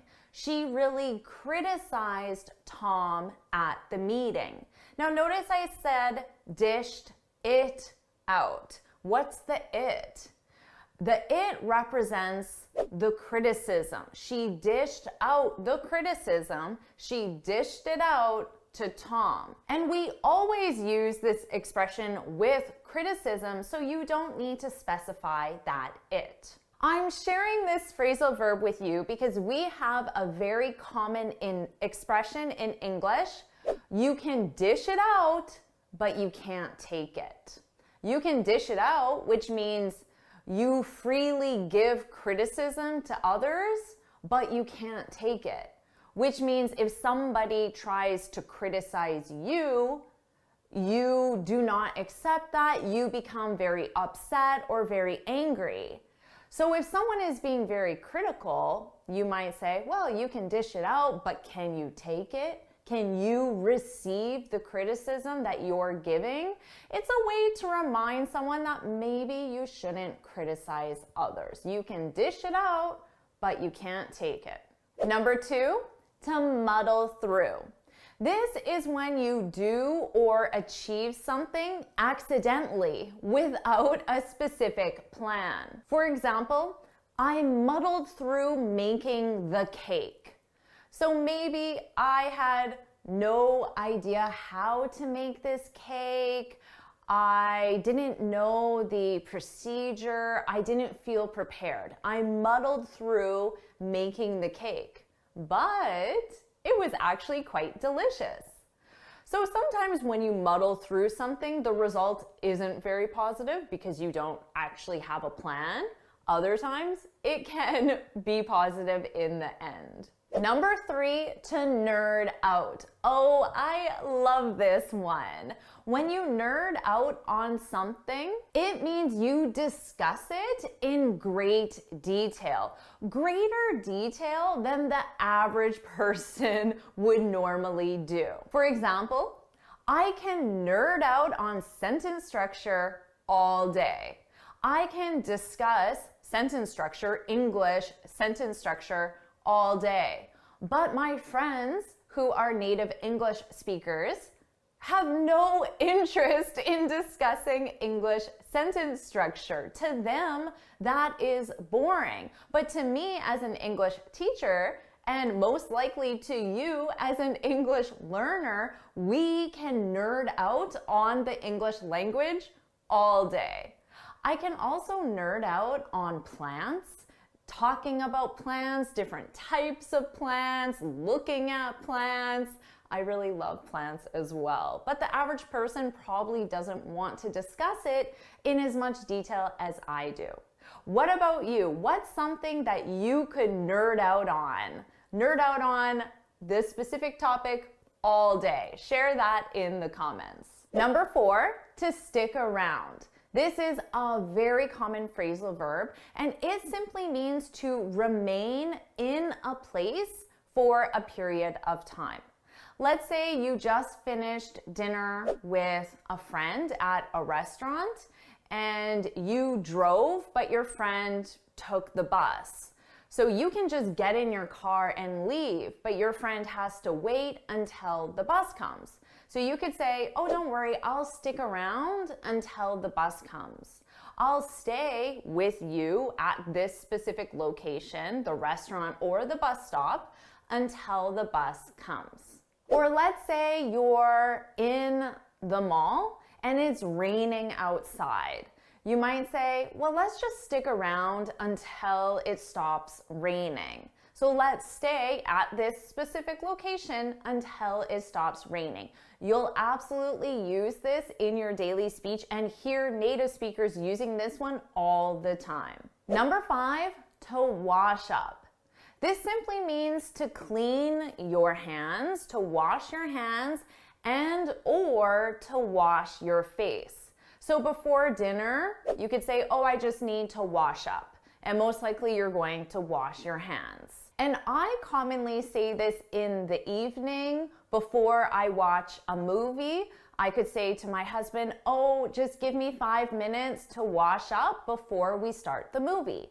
And for me, it's to wash my face because I love taking off my makeup before I watch a movie. It's a lot more comfortable. So women might use the wash up for our face more frequently. So it can be for both hands and face. Number 6, to lock up. This is when you securely close your windows and doors or entrances to your house or building. So it's another way of simply saying lock. For example, make sure you lock up before bed. And in that case, it's in your home, and that's of course good advice. But if you work in a building, someone is likely responsible for locking up at the end of the workday. So one person might be responsible for making sure that all the entrances to that building are securely closed or locked. So for example, Sally is responsible for locking up. Number 7, to yammer on. This is when you talk continuously in an annoying way. For example, I ran into Kate at the mall and she yammered on for hours and I missed my bus. So I ran into Kate. I saw Kate, but I wasn't expecting to see her. I saw her accidentally. I ran into Kate at the mall and she yammered on, "Oh, hi, Jennifer. I'd love to tell you about my vacation." And then 10 minutes later, she's still talking about her vacation and she doesn't realize that I'm not that interested in her vacation, or I'm just busy and need to leave. To yammer on. Number 8, to mouth off. When you mouth off to someone, you speak to that person in a disrespectful way or in an angry way. So this is something that kids, especially teenagers, do to their parents. And when I was a teenager, if I mouthed off to my parents, I would be grounded. When you're grounded, this means that certain privileges are taken away from you. So if you're grounded, maybe you can't go to the movies with your friends, you can't use the car, you can't use the computer, privileges you would normally have in the house. You're grounded. You're grounded. And as adults, we also don't want to mouth off to certain people like our boss or an authority figure like a police officer. Is definitely not a good idea to mouth off. Number 9, to max out. When you max something out, it means you take that something to a limit. For example, I maxed out my credit cards on vacation. So your credit card has a limit, maybe $10,000. If you maxed out that credit card, it means that you spent $10,000, the maximum amount, the limit of that credit card. Likely not the best idea. And finally, number 10, to load up on. When you load up on something, it means you consume a lot of that something, or you purchase a lot of that something for a specific purpose. So let's say you're an athlete. Right before a race or a competition, you might load up on carbs. Carbs are carbohydrates, energy for your body, so you want to consume a lot of carbs. Jim loaded up on carbs before the race. Or you could say we loaded up on toilet paper because it was on sale. So we purchased a large amount of toilet paper because it was on sale. Now you have the top 10 phrasal verbs added to your vocabulary. Are you ready for your quiz? Here are the questions. Hit pause, take as much time as you need, and when you're ready to see the answers, hit play. So, how did you do with that quiz? Well, let's find out. Here are the answers. Hit pause and take as much time as you need to review them. And when you're ready, hit play. You are doing such a great job. Now we're going to focus on the verb get. And you're going to learn 40 common phrasal verbs with the verb get, and there'll be a quiz at the end. Let's get started right now. To get ahead. This means to progress, so to make progress towards something. And we most commonly use this in a career setting or academic setting. For example, if you want to get ahead, you need fluent English. Would you agree with that? Put that in the comments. If you want to get ahead, you need fluent English. Now notice how I didn't specify get ahead in what. If you want to get ahead at work, in your career, so don't forget that. But you can also just say if you want to get ahead. To get along with. Most students know this one. Do you know this one? When you get along with someone, it means you have a good relationship with that person. I really get along with my boss. But we commonly use this in the negative. I don't get along with my boss. So you can use it in both the positive or the negative. So which describes you? I get along with my boss. I don't get along with my boss. To get away. This means to escape. So you can use this in two contexts. The criminal got away. So that means he escaped. The robber got away. He stole my car and he got away. He escaped. But we also use this more in the sense of to escape from your daily life, the difficulties of your daily life. Oh, I really need to get away. Work has been so busy. I don't get along with my boss. I need to get away. Another common phrasal verb with get away is to get away with something. And that something is negative. For example, she got away with the crime. This means she wasn't punished for the crime. So she did something wrong, but she got away with it. She got away with stealing the car. Notice that verb ing, with stealing the car. To get off lightly. This is when you are punished for something, but you're punished less severely than you anticipated. So maybe you forgot to submit a report at work, but you got off lightly. Your boss didn't fire you, but they did remove you from the account. So you were punished, but you were punished less severely than you expected. We also use this more in a criminal context.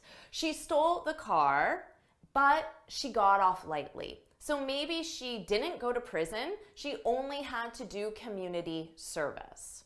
To get back.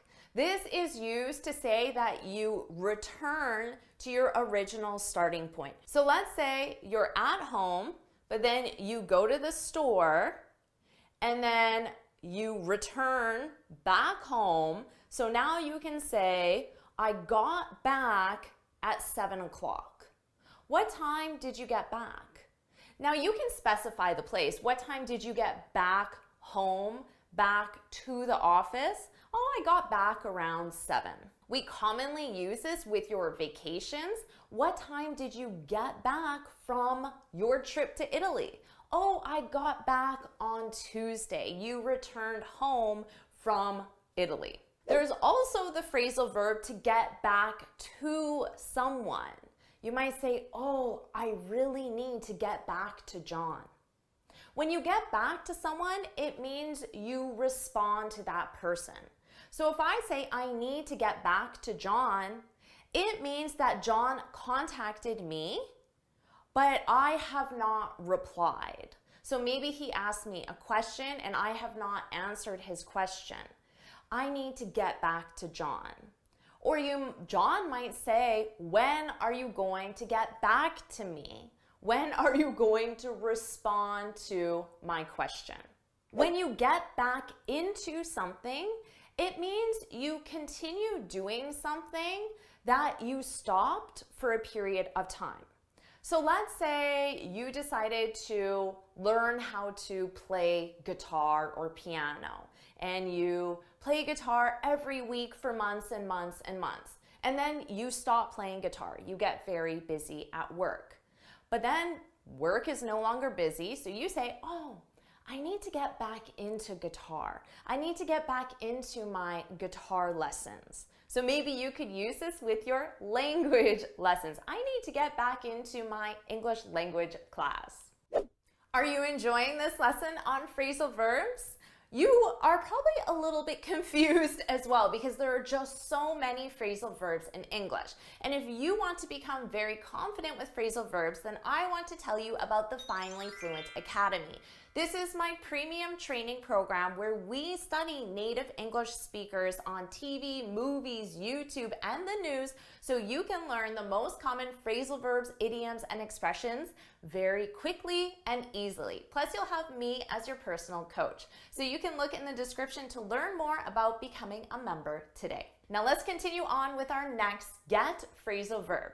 To get back at someone. This is used for revenge. So if you didn't get back to John, which means you didn't reply to John and you didn't answer his question, maybe John will try to get back at you. He'll try to get revenge on you. So maybe he'll tell everyone that you're not very helpful. And that's how he gets back at you.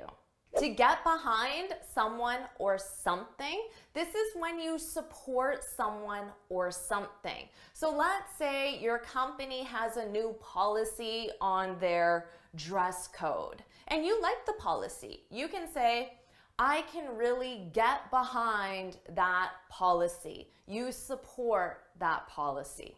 To get by. This is when you have just enough resources to survive. We most commonly use this with financial resources. So you might say, with inflation, I can barely get by.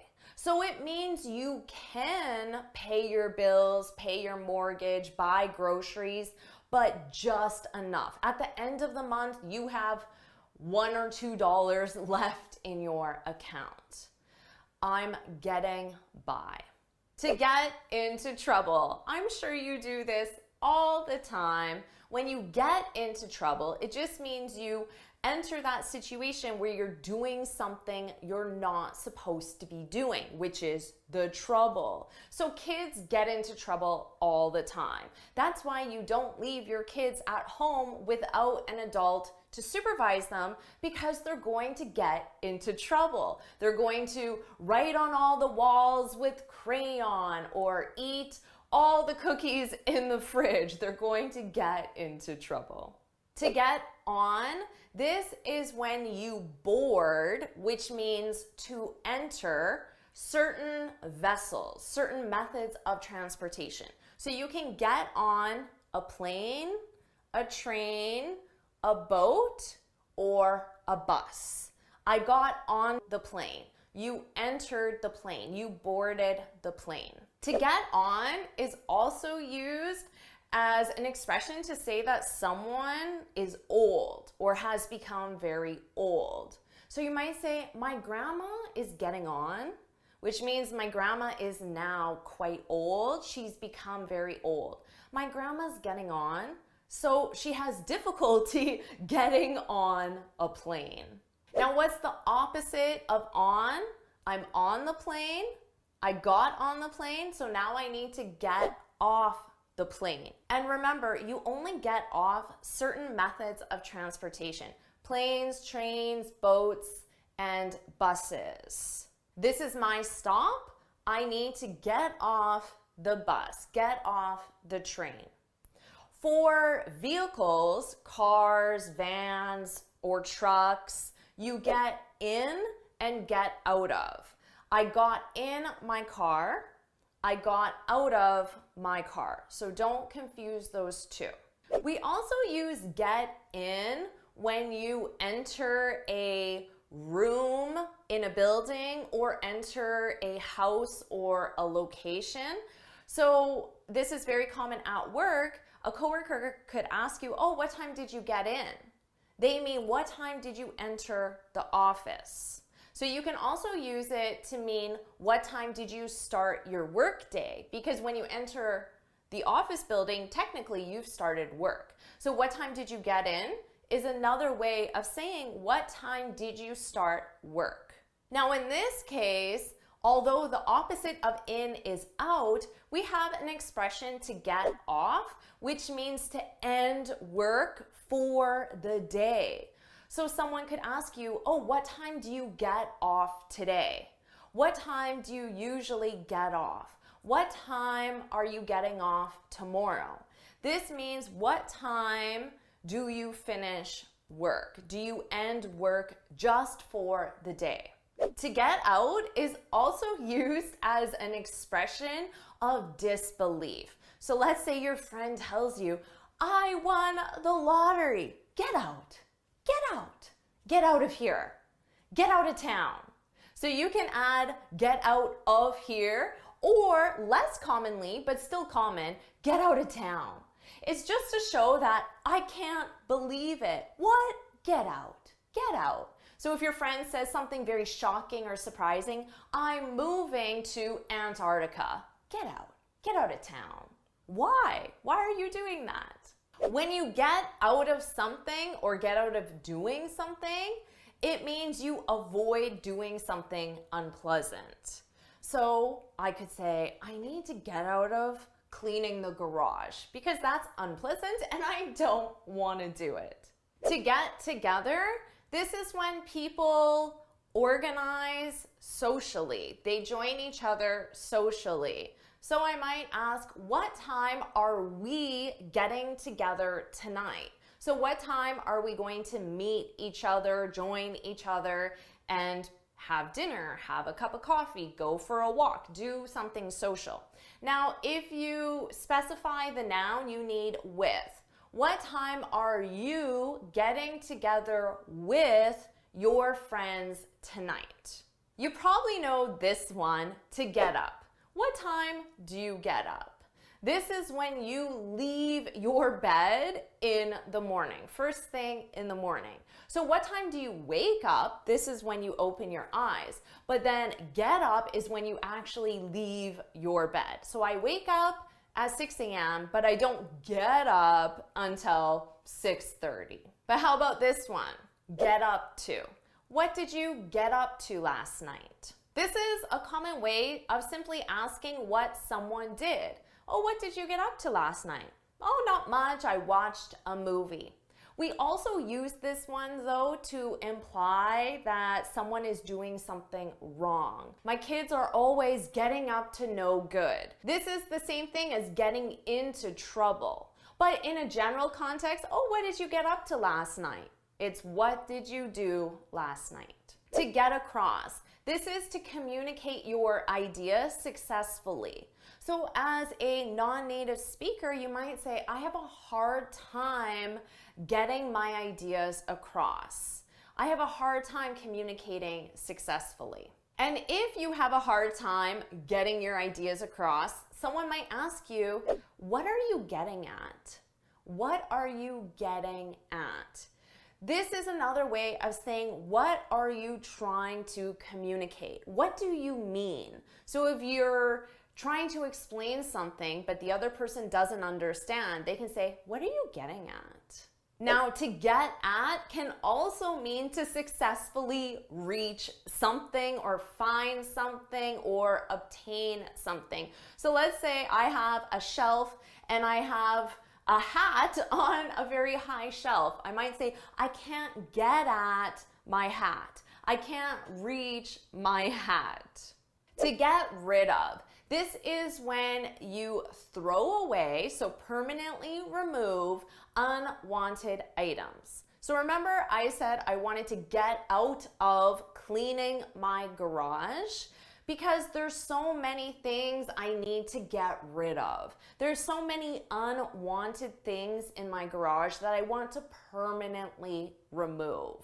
So maybe once a year, you can go through your entire house and get rid of things. Get rid of unwanted things. To get wound up about something is when you get really angry about something. So let's say your father doesn't like politics in general.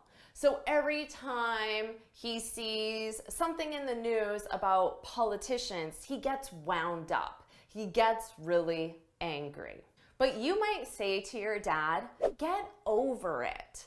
Get over it. To get over something is when you tell someone they shouldn't have strong feelings towards something else. And those strong feelings are usually negative feelings. So if your dad gets really wound up about politics, you can say, oh, just get over it. It's not a big deal. You can, of course, get over someone. Do you know this one? When you get over someone, it means you no longer have romantic feelings for that person. So after my divorce, it took me years to get over my husband. It took me years to stop having romantic feelings towards my husband. Now, someone could say, get over it. Stop being upset about the situation that you're no longer with your husband, but that might be a little insensitive. You can also get over an illness, which means you recover from an illness.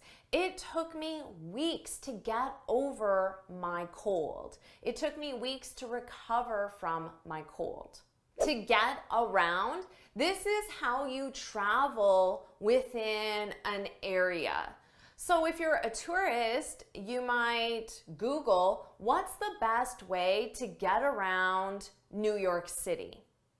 And of course, it's not by car. You don't want to get around by car because the traffic is terrible. So walking is the best way to get around, or taking the subway is the best way to get around New York City. When you get around to something or to doing something, it means you finally do something after not doing it for a long period of time.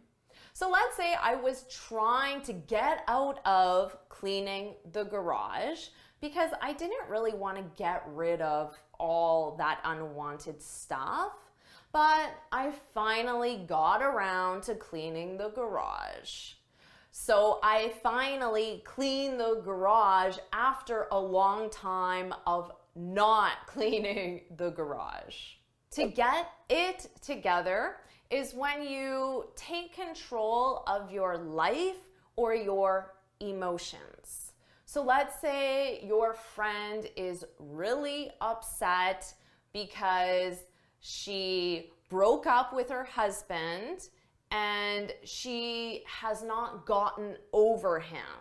And you want to tell your friend to just get over it. But instead, you tell your friend, get it together. Get it together. You need to take control of your emotions because your friend is crying all the time, or she's really upset, she's really moody, angry, not pleasant to be around.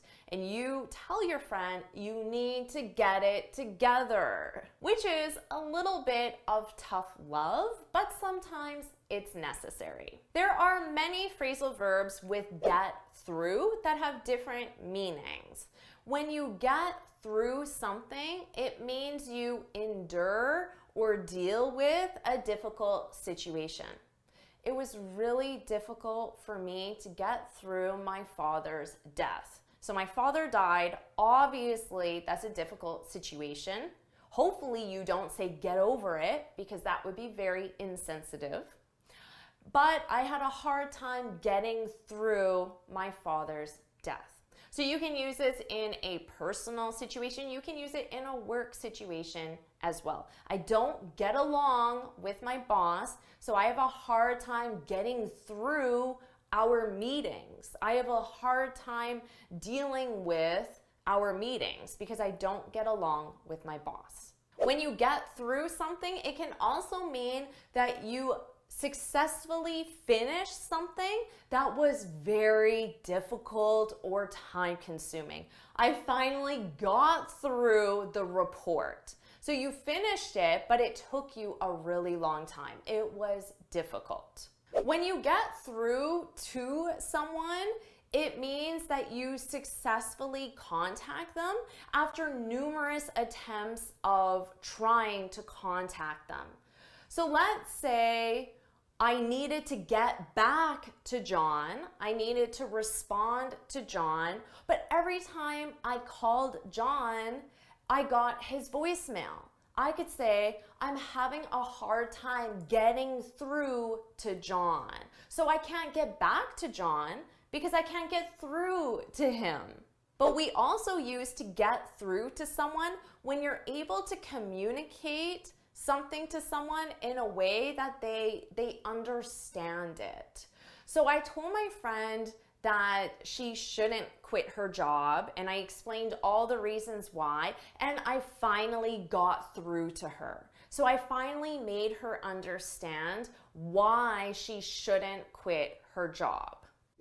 Your head is probably spinning right now with all of these phrasal verbs with get, but all you need is some practice, practice, practice, and repetition. So let's do that right now with a quiz so you have a chance to review and practice these get phrasal verbs.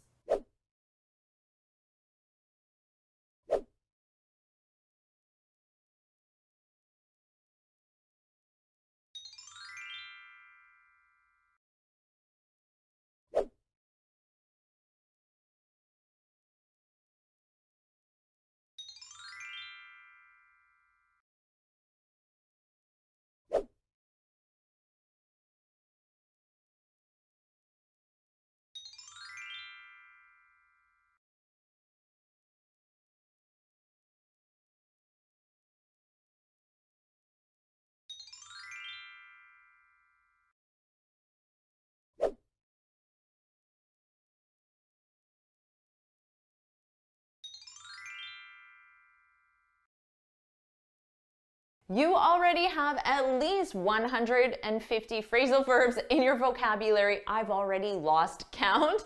So let's keep going. This is your final section. And because you're so advanced with phrasal verbs, I'm going to quiz you first. So you're going to complete a quiz, and then don't worry, I'll explain all the phrasal verbs in detail, and then you'll complete that same quiz again, and I promise your score will greatly improve from the first quiz to the second quiz. So let's do that now.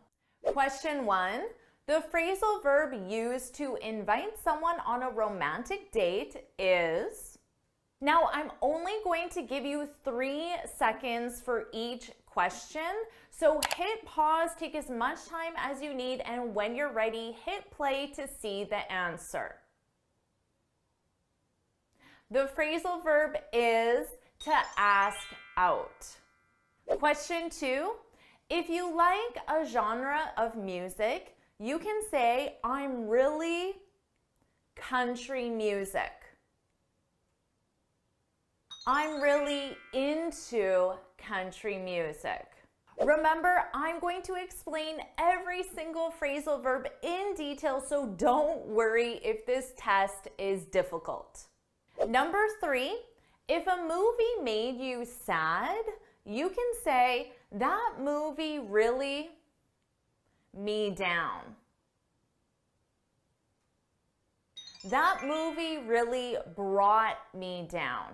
Number 4, if you think someone should be happier, you can say cheer up, cheer up. Number 5, do you have time to the dry cleaning on your way home?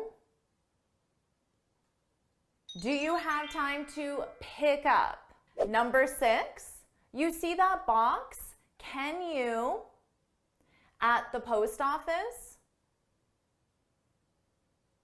Can you drop it off? Number 7, we ended up at home. We ended up staying at home. Number 8, which phrasal verb is used to reject someone or something? To turn down. Number 9, when you complete a form, you can use both fill in and fill out. This is true. Number 10, how did you that Maria was fired? How did you find out? So how did you do with that quiz? Was it easy or difficult? Share your score in the comments, and now I'll explain every phrasal verb in detail with example sentences. Number 1, to ask someone out. Now pay attention to the sentence structure because notice here I'm using someone. You only ask someone out. You don't ask something out. And here's the reason why. When you ask someone out, it's to invite them on a romantic evening together, also known as a date. So to ask someone out, you invite them on a date. A date is a romantic evening spent with someone. Of course, it doesn't have to be an evening. It could be a morning coffee date or an afternoon date as well. But I just said evening because most of the time it is in the evening. So let me give you an example sentence. Why hasn't Jim asked Maria out yet? He's obviously into her. So notice here, why hasn't Jim asked Maria out? Ask someone out. Our someone is Maria. Now, of course, you need the subject who's doing the action. So Jim is inviting Maria on a date. A date is always romantic, right? Now, Maria could say no, and we're going to talk about that later on in one of our phrasal verbs. So let me give you that example again. Why hasn't Jim asked Maria out yet? He's obviously into her.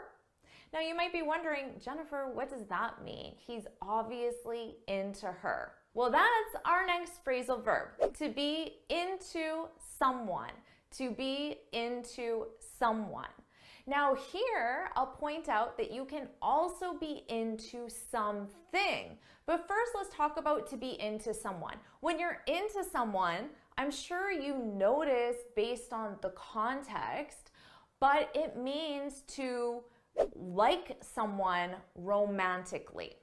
Now, the context is really important because I'm going to give you a musician who I'm really into. I'm really into Jack Johnson. Now, when I say that, oh, I'm really into Jack Johnson, I don't like Jack Johnson romantically, although he is pretty cute, I guess, but I don't like him romantically, but I really like his music. So if you use into someone, it depends on the context, but there is this meaning of liking.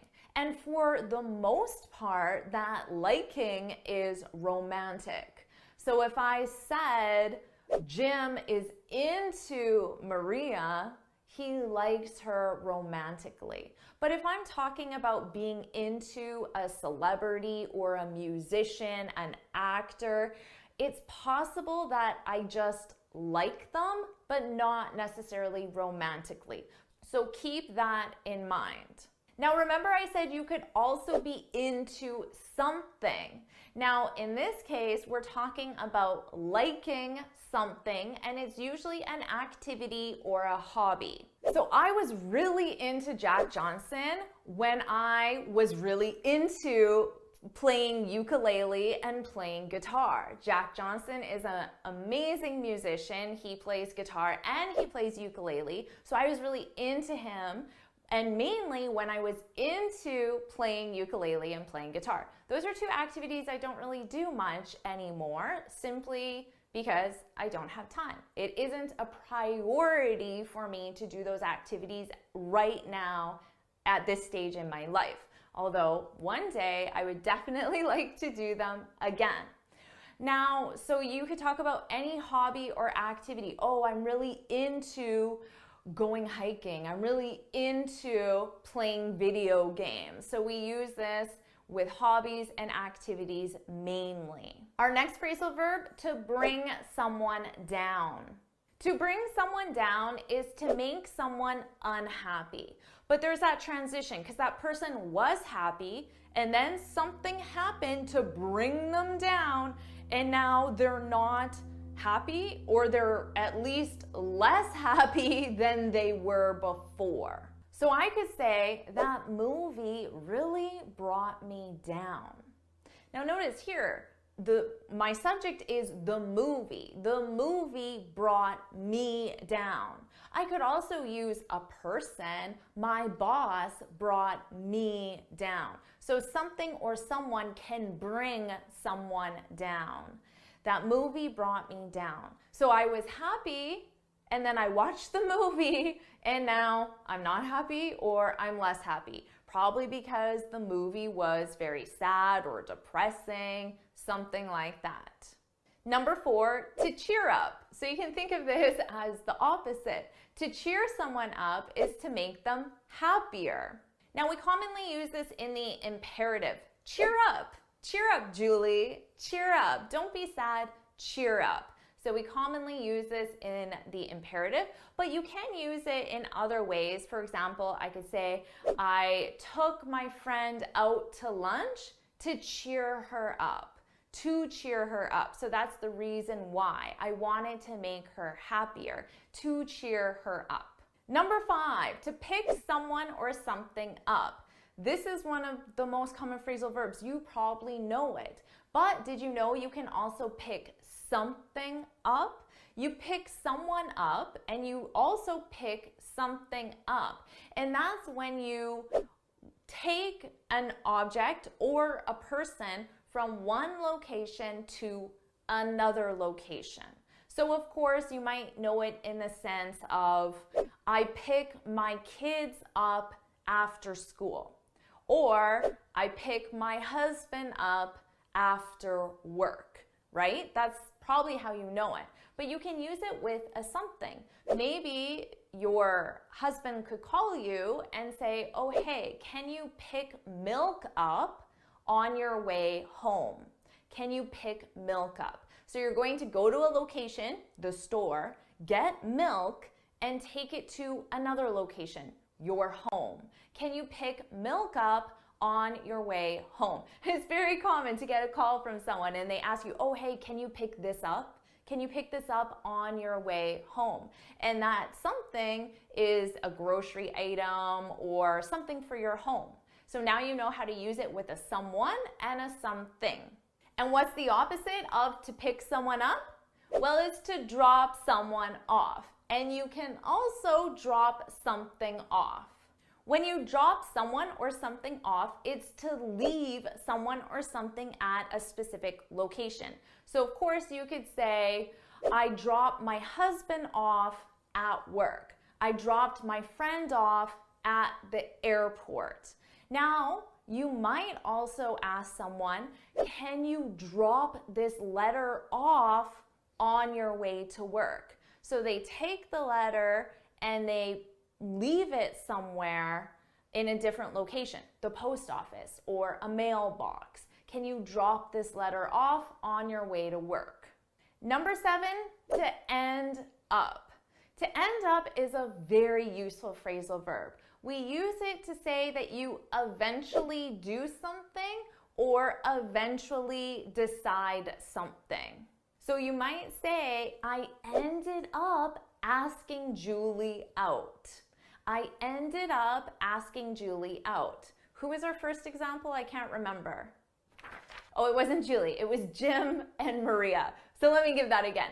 Jim ended up asking Maria out. So remember before I said, why hasn't Jim asked Maria out yet? So now remember, to end up, that's to eventually do something. So after a period of time. So Jim ended up asking Maria out, but she turned him down. Remember I said at the beginning, I'm going to teach you a phrasal verb if Maria, I was going to say Julie again, if Maria says no, well, that's to turn someone down. That's our next phrasal verb, to turn someone down. Now you can also turn something down. Can you think of something that you might say no to? How about a job offer? Something like that. So to turn someone down, to turn something down, is when you receive an invitation or a proposal to do something and you say no. You decline, you refuse, you reject, you say no. So Maria turned Jim down. Now you might also say, I was turned down for the job. I was turned down. Now you could turn that into an active sentence. They turned me down. I was turned down by the company. They turned me down. So in this specific phrasal verb, it is commonly used in the passive. So I would get comfortable with the passive, but you can use it in the active, of course, as well. Number 9, to fill in or to fill out forms. Okay, so notice here I gave you 2 prepositions. I know students get confused. What's the difference between fill in and fill out? There is no difference. So specifically with forms, that's the only time that there is no difference. When you're entering information into a form, you're filling in that form. You're also filling out that form. It doesn't matter which preposition you use. And honestly, I use both of them interchangeably. So I just change between fill in, fill out. I use both, and you can too. So if you go to an office, they might say, after you fill in this form, or after you fill out this form, drop it off at reception. Notice, drop it off at reception. So take it to reception and leave it there. Drop it off at reception. Our final phrasal verb, to find out. To find out is when you understand something, you learn something, or you discover something. So maybe, going back to our character Jim, so maybe Jim could say, how did you find out that Maria turned me down? So maybe Jim is a little embarrassed. He thought this was just a secret, nobody knew. But then a friend tried to cheer him up because he knew Maria turned him down after he asked her out. Notice all our phrasal verbs. So Jim could say, how did you find out that Maria turned me down? So how did you discover this? How did you learn this? How did you find this out? And we use this when you want to get information as well. So I might say, I need to find out when the store closes because I have a package I need to drop off, but I don't know when they close. I need to find that out. So learn or discover that specific information. So now that you understand all of these phrasal verbs, how about we do the quiz from the beginning again? And then you can compare your score from the first time to the second time. So let's do that same quiz now. Question 1. The phrasal verb used to invite someone on a romantic date is? The phrasal verb is to ask out. Question 2, if you like a genre of music, you can say, I'm really country music. I'm really into country music. Number 3, if a movie made you sad, you can say, that movie really me down. That movie really brought me down. Number 4, if you think someone should be happier, you can say cheer up, cheer up. Number 5, do you have time to the dry cleaning on your way home? Do you have time to pick up? Number 6, you see that box? Can you at the post office? Can you drop it off? Number 7, we ended up at home. We ended up staying at home. Number 8, which phrasal verb is used to reject someone or something? To turn down. Number 9, when you complete a form, you can use both fill in and fill out. This is true. Number 10, how did you that Maria was fired? How did you find out? Question 1, please bear me while I look up your file. Please bear with me while I look up your file. Question 2, the phrasal verb to attend to means to work on. Number 3, why are you so angry? You need to cool. You need to cool down. Number 4, the phrasal verb for repair is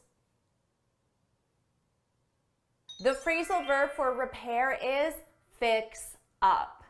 Number 5, the phrasal verb for to discuss something so you can reach an agreement is to hash out. To hash out.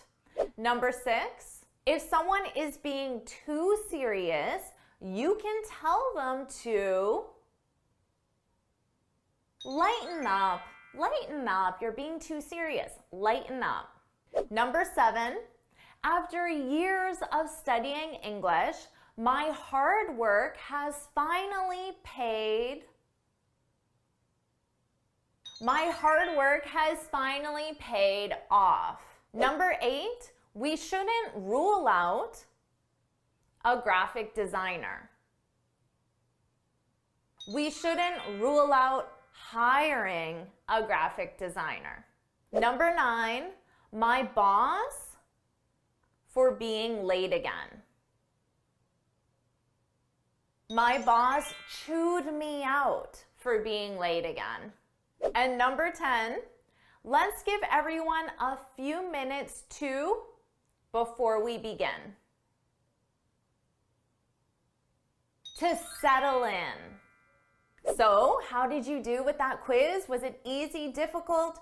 Share your score in the comments below. And now I'm going to explain every single phrasal verb in detail. So let's do that now.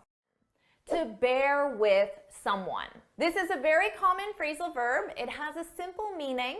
It means to be patient with someone. So we use this a lot with customer service representatives or anytime someone is providing you with a service. Now, it's very common when that person is providing you with that service to say, please bear with me. Please bear with me. Please be patient. So notice our verb tense, that's in the imperative, So we're starting with the base verb.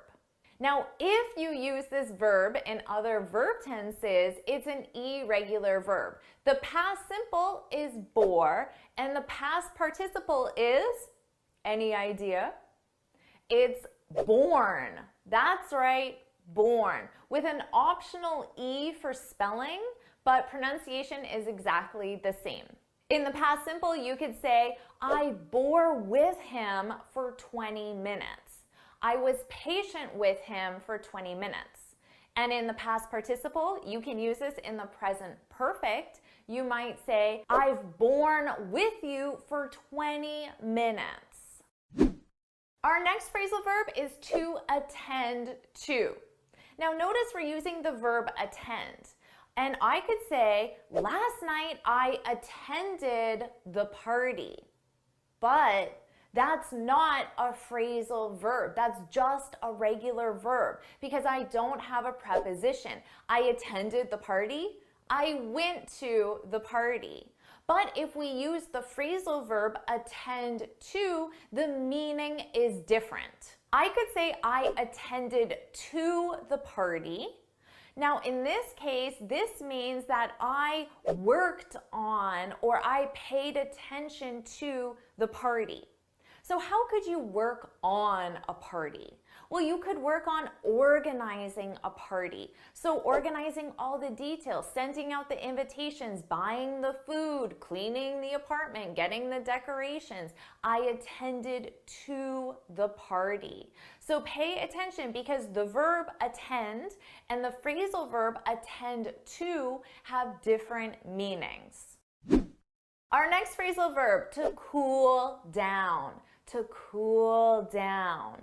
We use this when someone is really angry, upset, or frustrated and you want them to relax. You can say, cool down, cool down.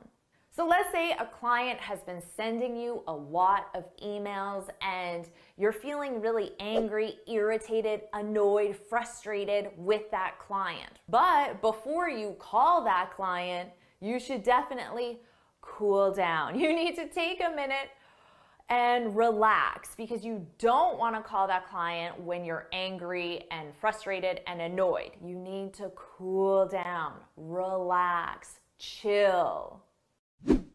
Our next phrasal verb, to fix something up. When you fix something up, it means you repair it or you change it in order to improve it. Now, in this case, when you change it, it's not necessarily broken. It could be that it's functioning, but you want to improve it. So you make some changes to it. You fix it up. So for example, I could say Sally loves fixing up old cars in her free time. Fixing up old cars. So she repairs them, but it could also mean that she just changes them.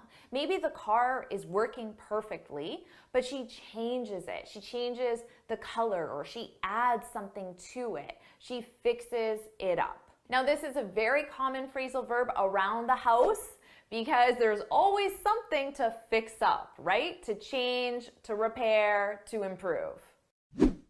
Our next phrasal verb, to hash something out.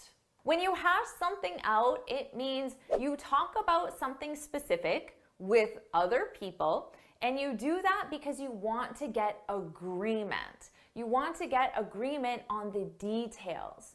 So you can use this when you're planning a conference, planning a party, planning a project, any kind of event. And of course, with a project or conference, there are many details. The date, the time, who's doing what. So you need to hash out those details. You need to talk about them to get agreement. Okay, we agreed to the time of the conference. We hashed it out. We hashed out the time of the conference. Our next phrasal verb, to lighten up.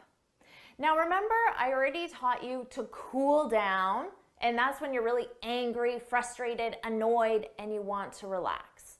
Well, when you tell someone to lighten up, you also want them to relax, but they're not angry, frustrated, or annoyed. They're just being too serious. That's it. They're being too serious. They don't have a sense of humor. So maybe you were joking around with a coworker and they took it too seriously and you just wanted to have some fun and joke around, but they're too serious. So you might say, lighten up, laugh a little, smile a little. You're too serious. So someone who's always like this, you know, they're not smiling, they're not laughing, they're just always very serious. You might want to tell that person to lighten up, smile, relax, laugh. But just remember, it isn't the same as cool down, because cool down, you're angry and annoyed. Lighten up, you're too serious. That's the difference between the two. Our next phrasal verb, to pay off. Now, when something pays off, it means that you see the benefit of the something. So let's say you spent the last month at home studying for a big exam, and you took the exam and you passed. You got a really high mark.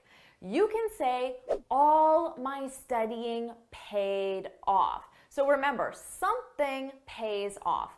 All my studying paid off. I now see the benefit of all the studying I did. So we use this a lot for any kind of work or effort that you put in. Now, it can be mental work for studying for your job, but it can also be physical work as well. So all your dieting, your exercising paid off because now you lost weight, you're stronger, you see the benefit of all your work. So we can use this with both mental work and physical work. Our next phrasal verb, to rule out. We use this when something prevents something else from happening. So a classic example, we have COVID and we have traveling. Now, COVID is preventing traveling from happening, right? So we can say COVID ruled out traveling, right? COVID prevented traveling. COVID ruled out traveling. Our next phrasal verb, to chew someone out. To chew someone out. This is when you tell someone that they've done something wrong, but you tell them angrily. So you don't tell them calmly, you know, you made a mistake, you shouldn't have done that. No, you're angry. So you might yell a little, you might use language that you normally wouldn't. You're angry, somebody did something wrong, and you tell them. So maybe your boss chewed you out because you were late for an important meeting. So your boss was not calm, your boss was angry. Why were you late? You shouldn't have been late. Why haven't I fired you yet? He chews you out. Or maybe you're on a sports team and your coach chewed you out because you missed an important practice. Now, if somebody chews you out and they're really angry, what phrasal verb goes with that? Phrasal verb that we've already learned. Cool down, right? Because if somebody's angry, why were you late? You can say, cool down, relax. And then you can explain why you were late. Our final phrasal verb, to settle in. When you settle in, it means you get comfortable in a new environment. And that new environment is generally a new house, a new school, a new workplace. And of course, at the beginning, you're not comfortable just because everything is new, right? But then you need some time to settle in. So settle in just means to get comfortable in a new environment. So let's say you move to a new city and a few weeks later, a friend could ask you, oh, have you settled in? Have you settled in? So they're just asking you, do you feel comfortable in your new city? And then you might reply back and say, yeah, I've settled in, or no, I haven't settled in yet. Now that you know how to use all of these phrasal verbs, how about we do the exact same quiz from the very beginning, and you can compare your score from the first time to this time. So let's do that quiz again now. Question 1, Please bear me while I look up your file. Please bear with me while I look up your file. Question 2, the phrasal verb to attend to means to work on. Number 3, why are you so angry? You need to cool. You need to cool down. Number 4, the phrasal verb for repair is? The phrasal verb for repair is fix up. Number 5, the phrasal verb for to discuss something so you can reach an agreement is to hash out. To hash out. Number 6, if someone is being too serious, you can tell them to lighten up. Lighten up. You're being too serious. Lighten up. Number 7, after years of studying English, my hard work has finally paid. My hard work has finally paid off. Number 8, we shouldn't rule out a graphic designer. We shouldn't rule out hiring a graphic designer. Number 9, my boss for being late again. My boss chewed me out for being late again. And number 10, let's give everyone a few minutes before we begin. To settle in. Question 1, the phrasal verb used when you gradually introduce a new rule, policy, or law is? The phrasal verb is to phase in. Question 2, if you want to reserve a specific time in your calendar, you can block it. You can block it off. Question 3, when the fire alarm went off, everyone of the building.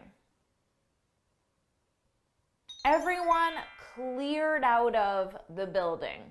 Question 4, we'll have to air conditioning this summer. We'll have to do without. Question 5, if someone is removed from a position against their will, they are forced out of that position. Number 6, the phrasal verb used when information becomes clear in one's mind is to sink in. Question 7, the government had to a lot of companies during the pandemic. The government had to bail out. Question 8, oh no, I think I behind my phone. I think I left behind my phone. Question 9, you don't want to miss this amazing opportunity. Miss out on. And question 10, the phrasal verb for arrive is show up. So how did you do with that quiz? Was it easy or was it difficult? Now I'll explain every phrasal verb in detail with the definition and example sentence as well. To phase something in. When you phase something in, it means that you introduce something new. but you introduce it gradually, which means little by little. And generally, what we're introducing is a new law, a new rule, a new regulation, or a new policy. So let's say that your company has a new policy and they're introducing a dress code. A dress code will tell you what you can and cannot wear to work. Now, let's say they announce the new dress code, but they say we're phasing in the new dress code over the next 2 months. Now, why would they want to introduce it little by little? Well, maybe it's because they want to give you time to prepare. You might have to go out and buy new clothing, for example. So you might have to save money to do that and get comfortable doing that as well. So maybe the first week they introduce the new shirts that they want you to wear. And then the next week it's the new shoes. And the following week it's the new pants. And little by little they phase in the new dress code. Number 2, to block off. Now, the thing about phrasal verbs is they're always used in a very specific context. So in this context of block off, we're talking specifically about time in your calendar or on your schedule. So you're blocking off time. So what does that mean? It means that you reserve that time for a specific task or activity. And you reserve that time so no one else can schedule a meeting with you, or no one else can assign you a task during those specific blocks of time because you block them off. So let's say you're preparing for the IELTS and you might block off Monday, Wednesday, Friday from 7 to 9 in your calendar. And that is the time you're going to spend studying for IELTS.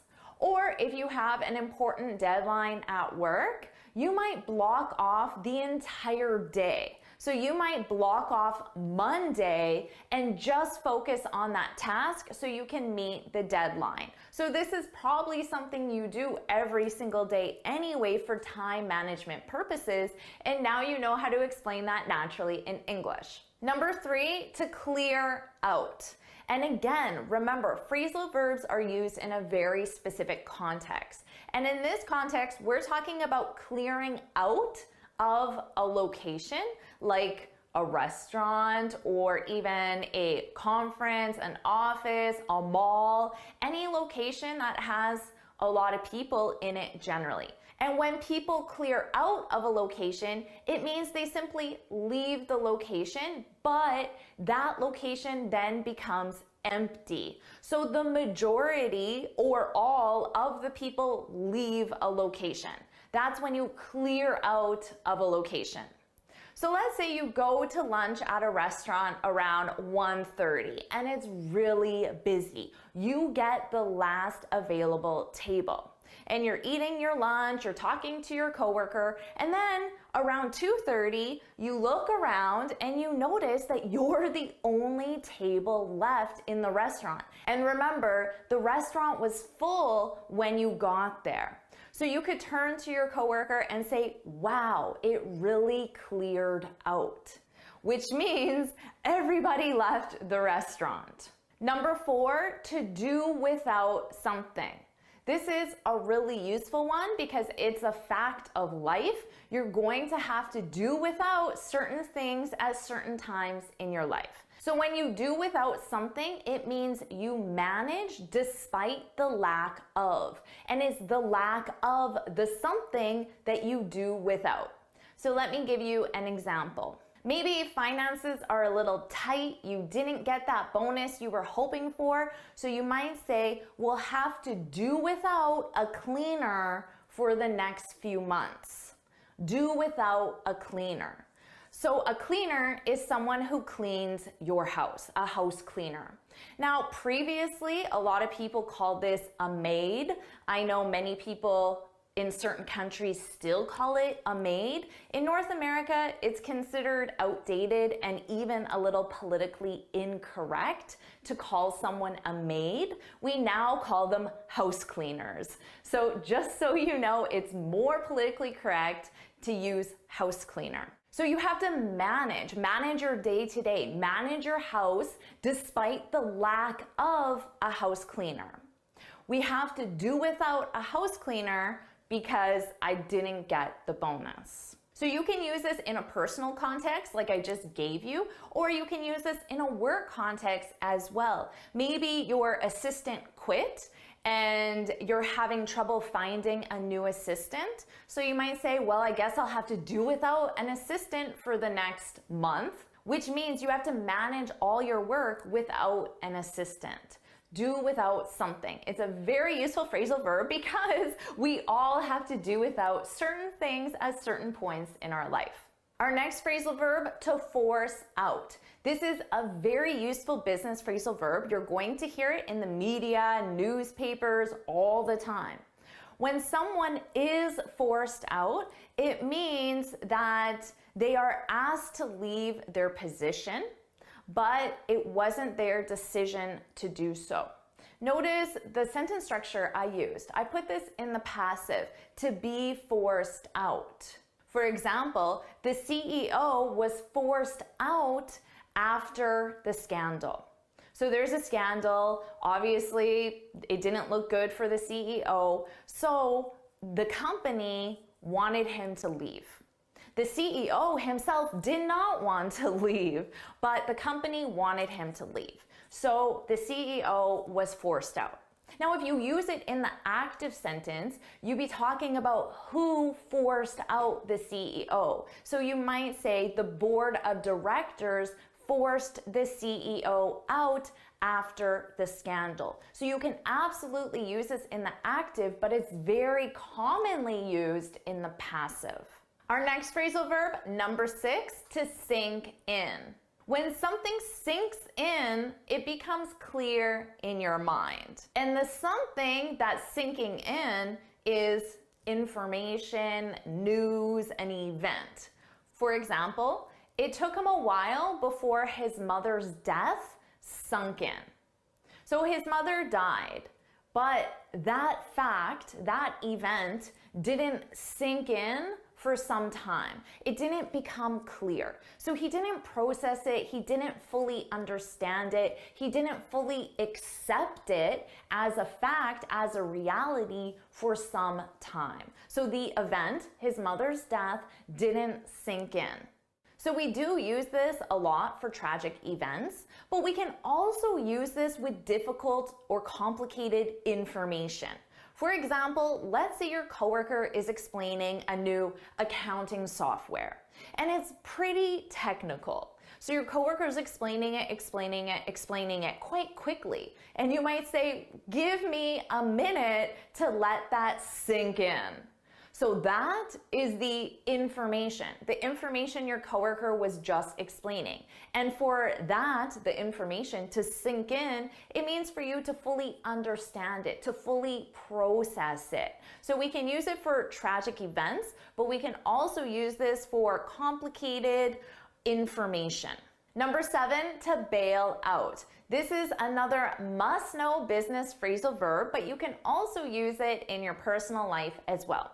When you bail someone out, it means that you rescue them, and you rescue them from a financially difficult situation. So remember that CEO that was forced out in our previous example?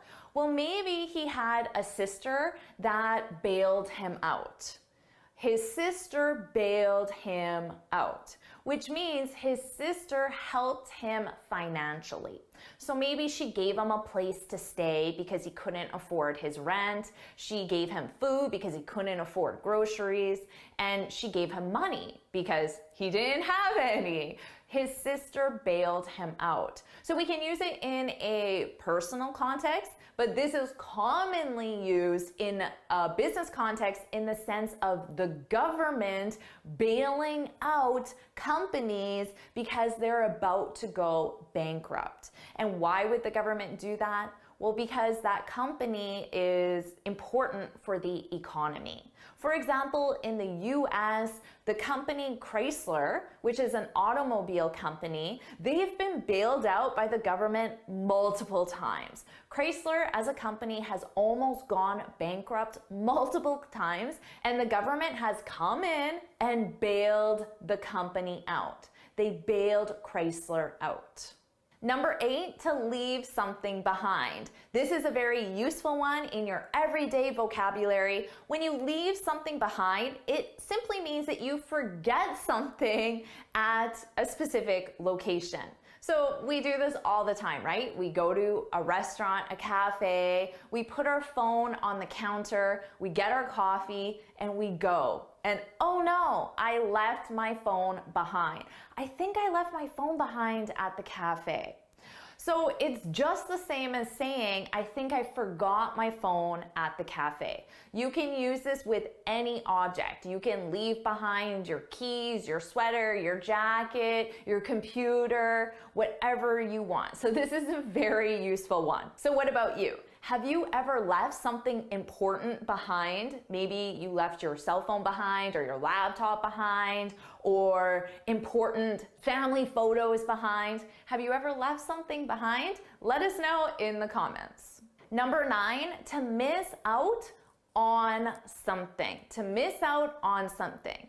And this is when you miss an important opportunity or an experience that shouldn't have been missed. So let's say that you work for Tesla and Elon Musk was making an appearance at your office that day and you were going to get to meet Elon Musk.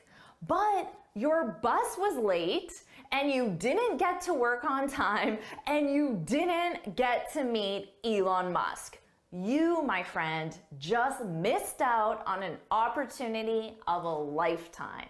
You missed out on meeting Elon Musk. So you could say, I can't believe I missed out. You can just end it there. I can't believe I missed out. If you want to continue, you can say, I can't believe I missed out on meeting Elon Musk. And finally, number 10, to show up. To show up has a very simple definition. It means to appear or arrive. Native speakers don't really use appear or arrive. We use show up. For example, what time did you show up to the party? I would never say, what time did you arrive to the party? I wouldn't say that. That sounds unnatural, outdated, too formal. I would say, what time did you show up? What time did you show up to the party? What time did you show up last night? Now, let's say you got to work late one day and your boss is standing at your desk as you're walking to your desk and you're 45 minutes late, and your boss might look at you and say, oh, how nice of you to finally show up. That's obviously sarcastic, but this happens a lot if you get to a party really late, or even if you're just having dinner at home with your husband or your wife. But dinner is normally at 7 and you don't get home till 7:30 and your husband or your wife has been waiting and waiting and waiting. When you get home, they might say, oh, how nice of you to finally show up. So we use this a lot in a sarcastic way when someone is late, but we also use it just to talk about getting somewhere. Oh, I showed up at, and then you say the time. So now that you feel more comfortable with these phrasal verbs, how about we do the exact same quiz again, and you can compare your score from the first time to the second time. So let's do that quiz again now. Question 1. The phrasal verb used when you gradually introduce a new rule, policy, or law is? The phrasal verb is to phase in. Question 2, if you want to reserve a specific time in your calendar, you can block it. You can block it off. Question 3, when the fire alarm went off, everyone of the building. Everyone cleared out of the building. Question 4, we'll have to air conditioning this summer. We'll have to do without. Question 5, if someone is removed from a position against their will, they are forced out of that position. Number 6, the phrasal verb used when information becomes clear in one's mind is to sink in. Question 7, the government had to a lot of companies during the pandemic. The government had to bail out. Question 8, oh no, I think I behind my phone. I think I left behind my phone. Question 9, you don't want to miss this amazing opportunity. Miss out on. And question 10, the phrasal verb for arrive is show up. Question 1, I used to play video games every day, but eventually I grew out of it. Question 2, do you know why Sarah of the meeting earlier today walked out of the meeting? Question 3, can you add mustard to the shopping list? I just used it up. Question 4, you should your old books to your community store. You should give away. Question 5, the bridge is because there was an accident. The bridge is blocked off. Question 6, my boss said we can with canceling the contract. We can go ahead. Question 7, my company using cell phones during work hours. My company frowns on. Question 8, I'm sorry I at you during the meeting. I overreacted. Last out. Question 9, can you help me this error sort out? Question 10, the presentation was really long, so for a bit. So I wandered off. So how did you do with that quiz? Was it easy or was it difficult? Well, now I'm going to explain every phrasal verb in detail. Number 1, to block off. This is when you obstruct an exit to prevent people from leaving. This is a very common phrasal verb because on your daily commute to work, you may have to take a detour, which means take an alternative route because your regular exit is blocked off. So let's say you get to work 15 minutes late. You can say, sorry, I'm late. Main Street was blocked off. And most likely that street or exit is blocked off because of construction. It's also possible that there was an accident, or perhaps there's something like a parade or a protest that's preventing people from using that exit. Number 2, to lash out. When you lash out, it means you react angrily. You react with very strong negative emotion. So this phrasal verb is negative and it's used in a negative way. So you might say, she lashed out when I suggested a different approach. So you shared an opinion and the person reacted very negatively, very angrily. They lashed out. Now for this phrasal verb, it's very common to say at someone. She lashed out at me when I suggested a different approach. The at someone is optional. You don't need to do it, but it can be very useful to specify who. So if you want to specify the person, then we use at someone. She lashed out at Jim. She lashed out at us. It could be the entire group. She lashed out at the client. And then you can explain the reason why. She lashed out at the client because the payment was late. Number 3, to walk out. When you walk out, it means you leave a place angrily. So we have another phrasal verb with angrily. You leave a place angrily. So let's say you're meeting with your boss to discuss your performance. Now, maybe you were expecting a 20% raise. A raise is a pay increase, a 20% pay increase, but your boss only offered you 2%.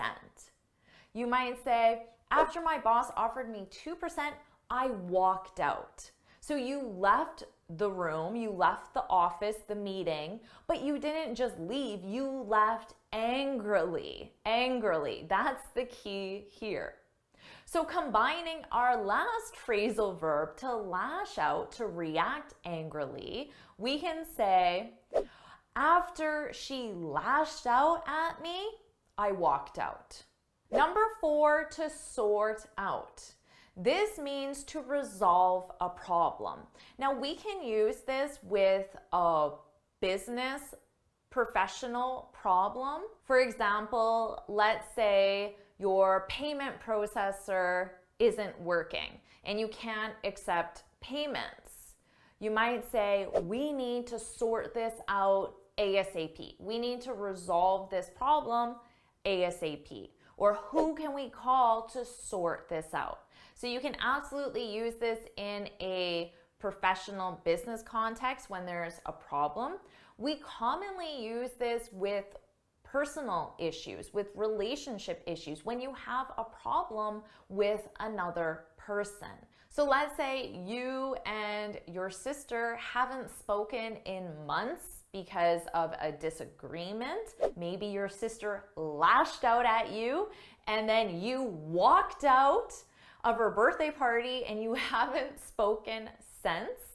Well, someone might suggest some ways you can sort it out. You need to sort it out with your sister. You need to resolve the problem. And in this case, the problem is a personal problem. So this is a great phrasal verb to use for a business context and a personal context. Number 5, to use up.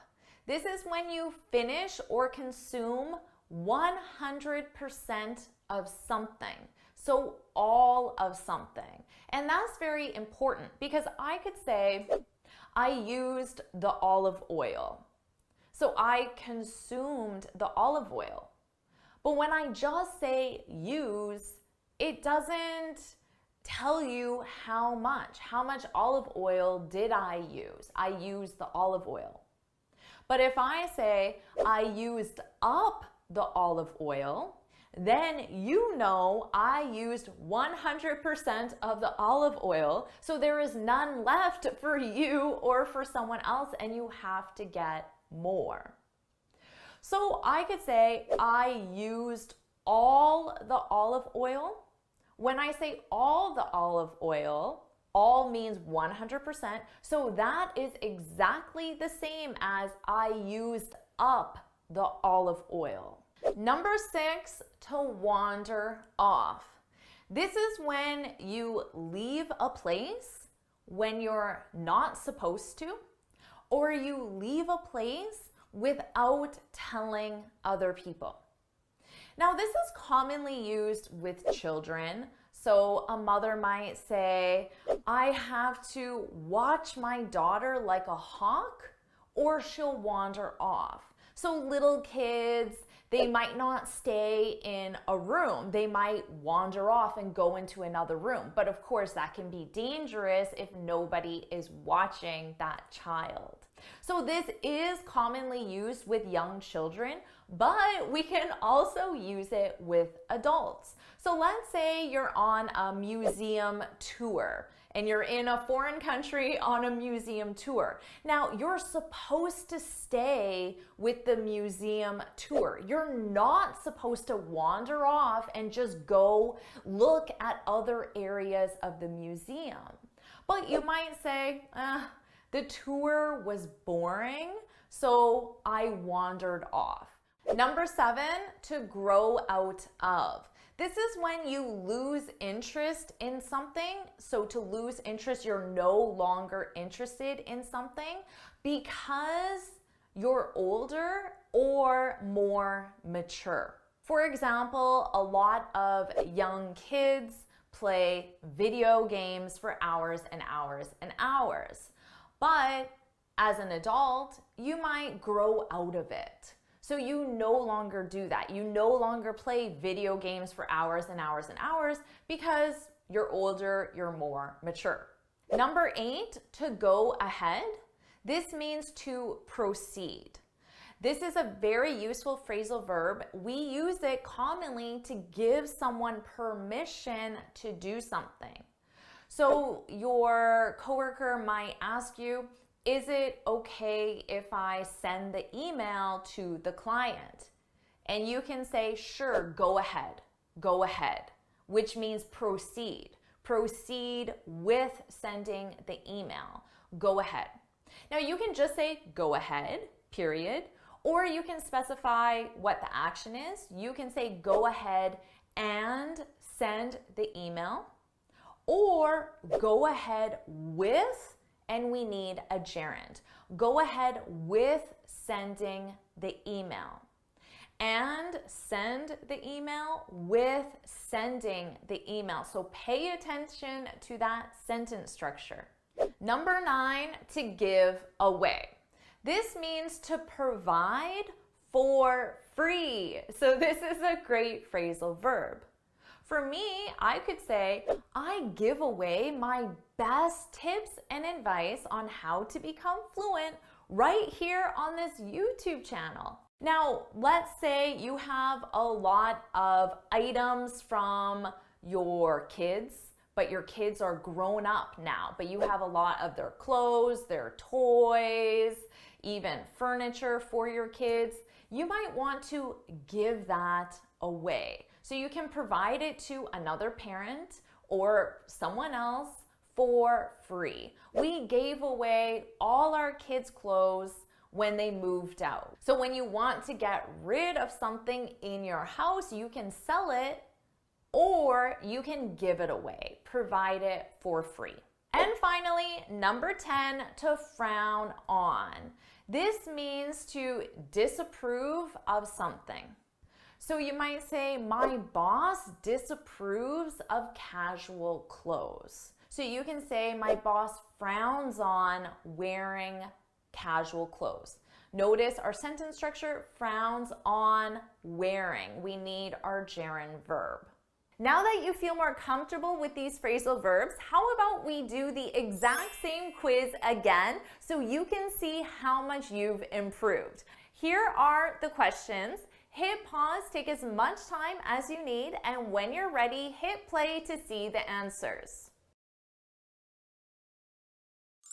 Here are the answers. Hit pause, take as much time as you need, compare your answers, and when you're ready, hit play. Question 1, you're not going to paying $500 for that. You're not going to talk me into. Question 2, Mariah, the sales proposal yesterday. Mariah drew up. Question 3, good news, because everyone, we met the deadline. Because everyone stepped it up. Question 4, If you keep skipping breaks, you're going to burn out. Question 5.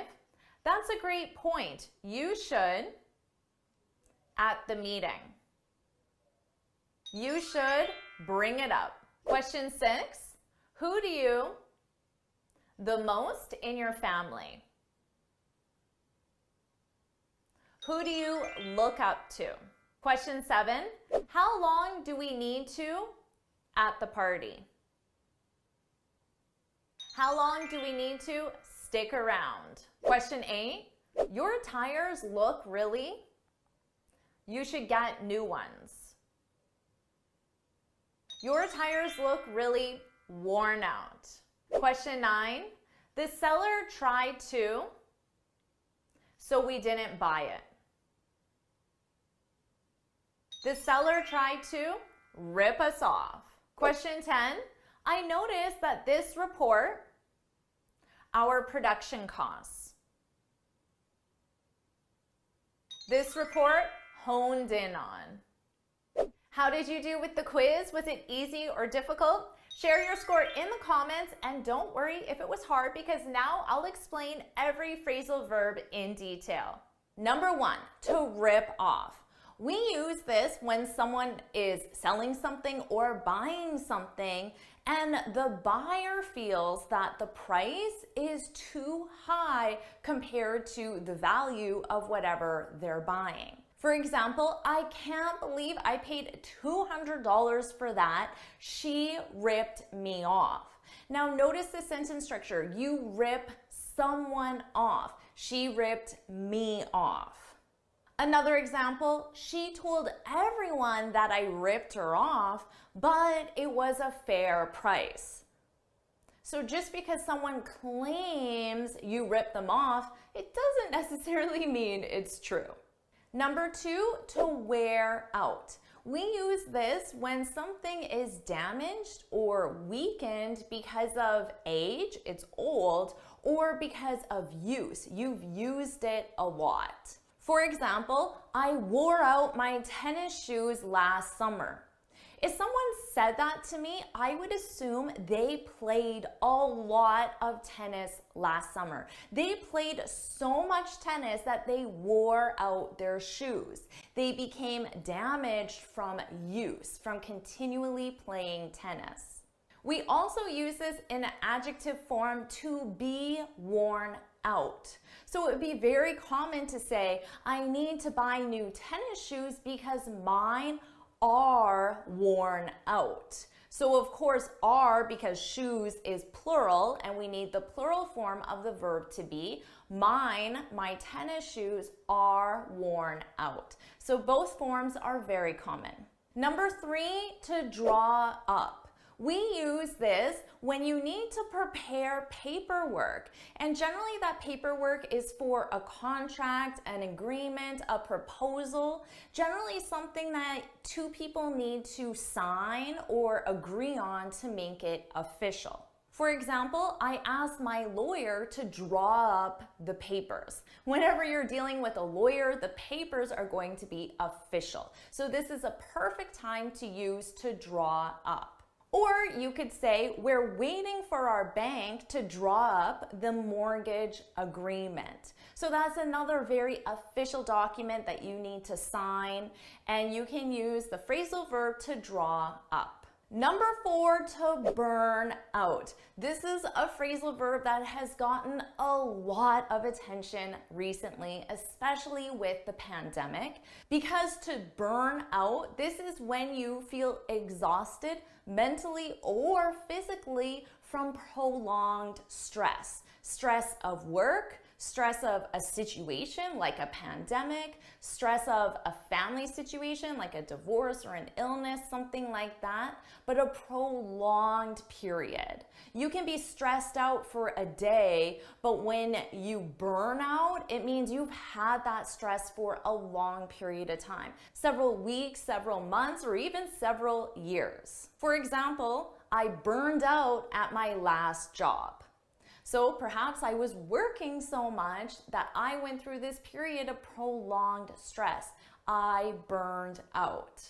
Another example, I burned out after caring for my aging parents. So caregivers often experience burnout, so you can use this in a work situation or you can use it in a personal situation as well. Number 5, to look up to someone. So notice we have 2 prepositions, look up to and then someone. We use this when you admire someone or you respect someone. So I could say, I looked up to him like a father. So of course I admire and respect my father, and I'm comparing the situation to someone else. I looked up to him, I admired him like a father. Another example, I really look up to my boss. So you admire your boss, or you respect your boss, you hold your boss in high regard. So you can use this in a work situation, you can look up to people, and you can use this in a social situation, a family situation. You can have many different people in your life that you look up to for different reasons. Number 6, to step up. Now that's the phrasal verb, but we most commonly use it in the expression to step it up. Notice that it's very important to step it up, to step it up. This simply means to work harder or to try harder. Now, you can say we need to step it up if we're going to meet the deadline. So you have this deadline, you need to work harder. So it's the same as saying we need to work harder if we're going to meet the deadline. Step it up. Now, what is this it in the expression? Well, the it would represent work or effort. We need to step up our work. We need to step up our effort. Step it up. I encourage you to use it that way, step it up, because you'll sound like a native speaker. We have a really common expression with this, step it up, and then you add the 2 words, a notch. Step it up a notch. If you look at a dial, a notch is 1 move on the dial. So it represents a little bit, a small amount. Step it up a notch. It's just like saying step it up a little bit. So that's just a common expression. You need to step it up a notch if you want to meet the deadline. So you can use it with a notch, it's very common, or you can use it without. Number 7, to hone in on. This is another 2 preposition phrasal verb. We have hone in on. Hone in on something, and this means to really focus on something, to put all your attention on something specific. For example, if we want to get more customers, we should really hone in on small business owners. So maybe right now you're not being very specific and you're looking at all customers, but you want to hone in on one specific segment of the population, small business owners. So you're going to focus on them. You're going to hone in on them. Another example, for the presentation, we should really hone in on South America. So maybe you're a global company and you have branches all over the world, but for this specific presentation, you're going to hone in on one specific part of the world, South America. Now, many native speakers, not students, many native speakers mistakenly say home in on. We need to home in on. And that's because in pronunciation, they're very similar. Hone in, home in. And hone, what's that? It's not really used very much, but everybody knows the word home. But this isn't correct. The expression is not home in on. The expression is hone in on. So make sure you get that both in pronunciation, hone, and in spelling as well. And if you hear a native speaker say home in on, they're incorrect. Number 8, this is a must-know phrasal verb, to bring up. And this is when you begin a discussion on a specific topic. For example, if you're in a staff meeting, it would be very common for the boss or whoever's leading the meeting to say, before we end the meeting, does anyone have anything to bring up? Does anyone have a specific topic they want to discuss? Does anyone have anything to bring up? Or after the meeting, you might tell another colleague, I didn't have a chance to bring up the marketing proposal. So you didn't have a chance to discuss this specific topic, the marketing proposal. Maybe you ran out of time. Number 9, to talk into. And the sentence structure is to talk someone into something. And this means to convince someone to do something. For example, she talked me into helping her move. She convinced me to help her move. So when someone uses this, oh, she talked me into helping her move, it gives you the impression that the person didn't really want to do the activity, but somebody convinced them. But please, I really need your help. I'll buy pizza. Or maybe you could say, my team talked me into bringing up the bonus at the staff meeting. So notice I use bring up, discuss a specific topic, the bonus. My team talked me into bringing up the bonus. Now, because maybe discussing the bonus is a little bit of a sensitive issue and nobody wants to do it, but your team convinced you, lucky you, so they talked you into it. And number 10, to stick around. This is a must-use phrasal verb. You can use it in a social setting or a professional setting. To stick around means to stay in a location for a period of time. So let's say you're at this beautiful park with a friend, and after an hour or so, your friend has to leave, and they say, do you want to share an Uber? And you say, no, I'm gonna stick around a little bit longer. So you're going to stay in a specific location, the park, for a period of time.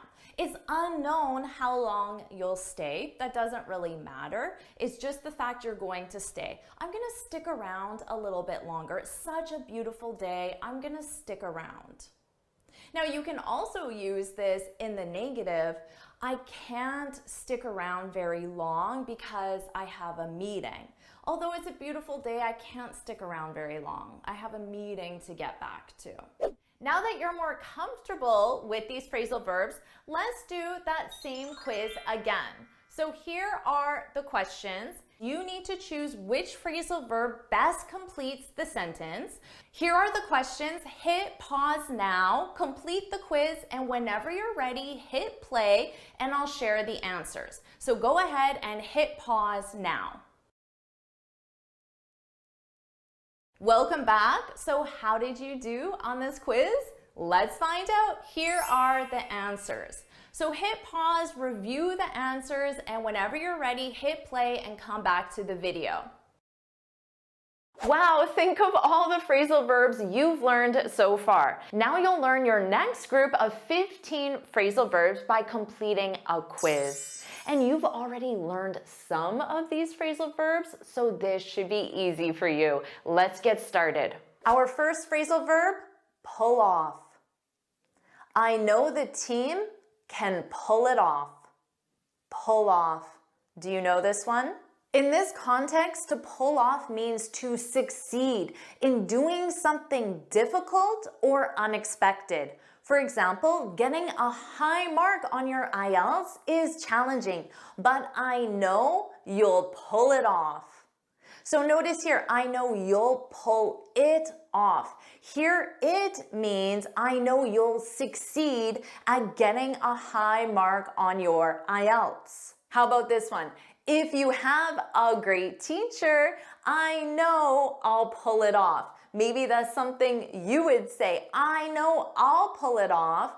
I will be successful if I have a great teacher. And I hope I'm that great teacher for you. If you agree with that, put that's right, I'll pull it off With Jennifer's help, put "that's right" in the comments. Now let's listen to some real-world examples using this phrasal verb. Is it something you really managed to pull off, or does the Middle East really still have us kind of sucked in? So, how did Ukraine pull off such a stunning attack? It requires a bit of confidence to pull off. Our next phrasal verb, take off. Sarah's online store really took off. Do you know what this means? Take off. This means to become successful or popular. For example, my YouTube channel didn't take off at first. It wasn't successful or popular at first, but I was persistent and consistent, and eventually it took off. Eventually it became successful. I could also say, and eventually I pulled it off. I pulled it off. And in this case, it represents creating and growing a successful YouTube channel. Or I could say to you, if you're consistent, your English fluency and confidence will take off. Do you agree with that? Well, put "that's right," put "that's right" in the comments. Now let's listen to some real-world examples using this phrasal verb. Just at the point where your career is starting to take off, you're taking on seniority. After the trial, she was able to move away to Florence, and that's where we really see her career kind of take off. But once you look at that 10-year mark and beyond, that's where things really start to take off. Next, put off. She put off scheduling her IELTS. Do you know what put off means? This means to delay or postpone doing something. She put off scheduling her IELTS until she mastered phrasal verbs. Now this means she'll schedule her IELTS once she masters phrasal verbs. You might say, let's put off the meeting, let's delay the meeting until after the long weekend. Or your husband or roommate might ask you, are we still cleaning out the garage this weekend? And you can say, let's put it off until winter. Let's delay it until winter. Let's listen to some real-world examples. Do you put off writing a paper until the last minute? Just an idea being put off for a better time that never came. 20s, and I think it's such a waste when people just put off their vacation or travel plans. Next, turn around. How did you turn around your online store? Do you know what this means? To turn around, this means to take a business plan or system from not successful to successful. For example, the new manager turned the marketing department around. So to turn something around, to take the marketing department from not successful to successful. Or she turned around her speaking skills by practicing speaking every day. And you can add to this and say her excellent communication skills helped her career take off, become successful. Let's listen to some real-world examples. I'm hoping we can turn it around. Of accommodation that has turned the business, turned it around. Our economy in peril. We turned it around. Our next phrasal verb, call off. Do you know why the meeting was called off? Do you know what this means? To call off, this means to cancel something that was planned or scheduled. For example, the company had to call off the conference, cancel the conference because of the hurricane. Now let's compare this sentence to one with put off. Remember, put off means delay. The company had to put off the conference because of the hurricane. Do you know the difference between these two sentences? In the first example with call off, the conference will not happen. It is canceled. But in the second example with put off, the conference will happen, but at a later date. Or you could say she called off her birthday party when she got sick. She canceled it. She didn't put it off, she called it off. Let's listen to some real world examples.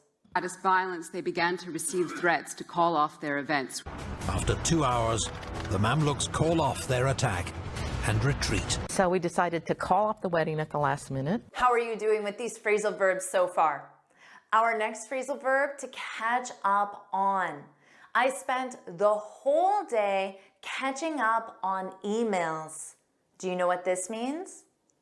To catch up on, this means to do something that you haven't been able to do recently. For example, I need to catch up on your lessons. Maybe you say that to me or to your teacher or your piano instructor. This means you haven't been able to review the lessons recently, so now you have many lessons to review and you need to catch up on them. You need to watch all the lessons you haven't reviewed. Or you could say, this weekend, I caught up on my chores. I did all the chores I haven't been able to do because I was too busy doing other things, so I put them off. But this weekend, I caught up on them. Let's listen to some real world examples. Anyone that wants to catch up on that part of the story can go back and watch our original interview, which they should do anyway. Because it feels like a way to catch up on social media or read something. Let's have this down period. Catch up on email, go home at a regular time. Our next phrasal verb, blurt out. I can't believe I blurted that out in front of my boss. Do you know what this means? To blurt out. This is when you say something suddenly without thinking, often something that shouldn't have been said. For example, let's say you're in a meeting and you're discussing a strategy or a goal, and you say, there's no way we'll pull that off. There's no way we'll be successful. And then later in the meeting, you can say, oh, why did I blurt that out? I have such a big mouth. So this is an expression, to have a big mouth. Someone who has a big mouth often says things they shouldn't say because they don't think before they speak. So people with big mouths often blurt things out. Or maybe your coworker is looking for a new job, but it was a secret. But then you say to your coworker, I accidentally blurted out that you're looking for a new job. So you said it suddenly without thinking. Let's listen to some real world examples. Further, when girls blurt out answers without raising their hands. One of you, so what's your story? Can you just blurt out a 30-second story? His first reflex was not to blurt out what was going on. Next, comb through. Do you have time to comb through this report?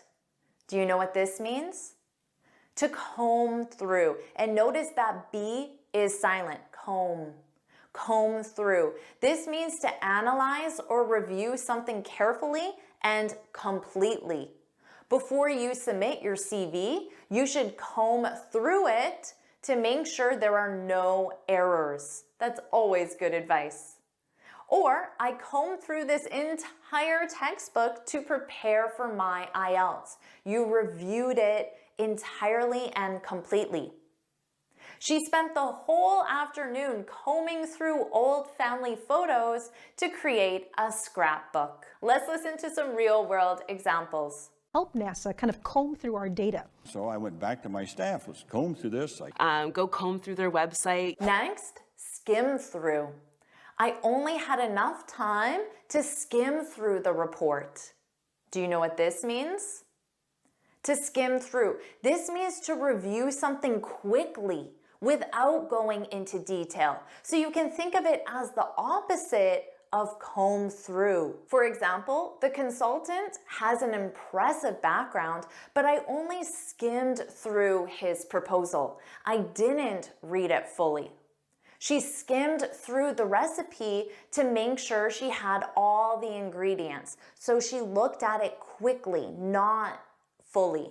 Let's listen to some real-world examples. Can't sort of skim through it. And I'm just going to skim through, hit a couple of the highlights. Read the class syllabus Skim through textbooks and review all the materials. Next, gloss over. The consultant glossed over the budget increase. Do you know what this means? To gloss over, this means to briefly mention something without going into detail. And you do this often to avoid discussing it thoroughly. For example, the manager glossed over the consultant's rude comment. So how could he gloss over this rude comment? Maybe he's in the middle of a meeting and he says to the consultant, who remember said something rude, he says to him, I appreciate your perspective. Anyway, let's review the upcoming conference. So he mentioned it briefly, but then he quickly moved on to something else because he didn't want to spend time reviewing that negative comment. How about this one? My brother always glosses over why his girlfriend doesn't come to family gatherings. He mentions it quickly, but then moves on to a different topic on purpose because he doesn't want to discuss it. He glosses over it. Let's listen to some real-world examples. Love this stuff, so I didn't want to gloss over anything. In the early days, I would gloss over my family's experience. I'll have to gloss over or omit many formal details. Next, pan out. The speaker we wanted didn't pan out. Do you know what this means? To pan out, this means to have a successful outcome. The strategy didn't pan out. This means the strategy wasn't successful, didn't have a successful outcome. So we need to revise our approach. Or you could say to your spouse or roommate or family member, let's see how our kitchen reno pans out before we start the bathroom. Reno is short for renovation, so you're renovating your kitchen. Let's see how it pans out. Let's see how successful it is before we start another renovation. Let's listen to some real-world examples. Another reason why this learning styles theory doesn't pan out. And in that way, in case there were any failures, in case things didn't pan out. We're excited to see how the metrics of those pan out. Our next phrasal verb, drift off. I think I drifted off during the presentation. Do you know what this means?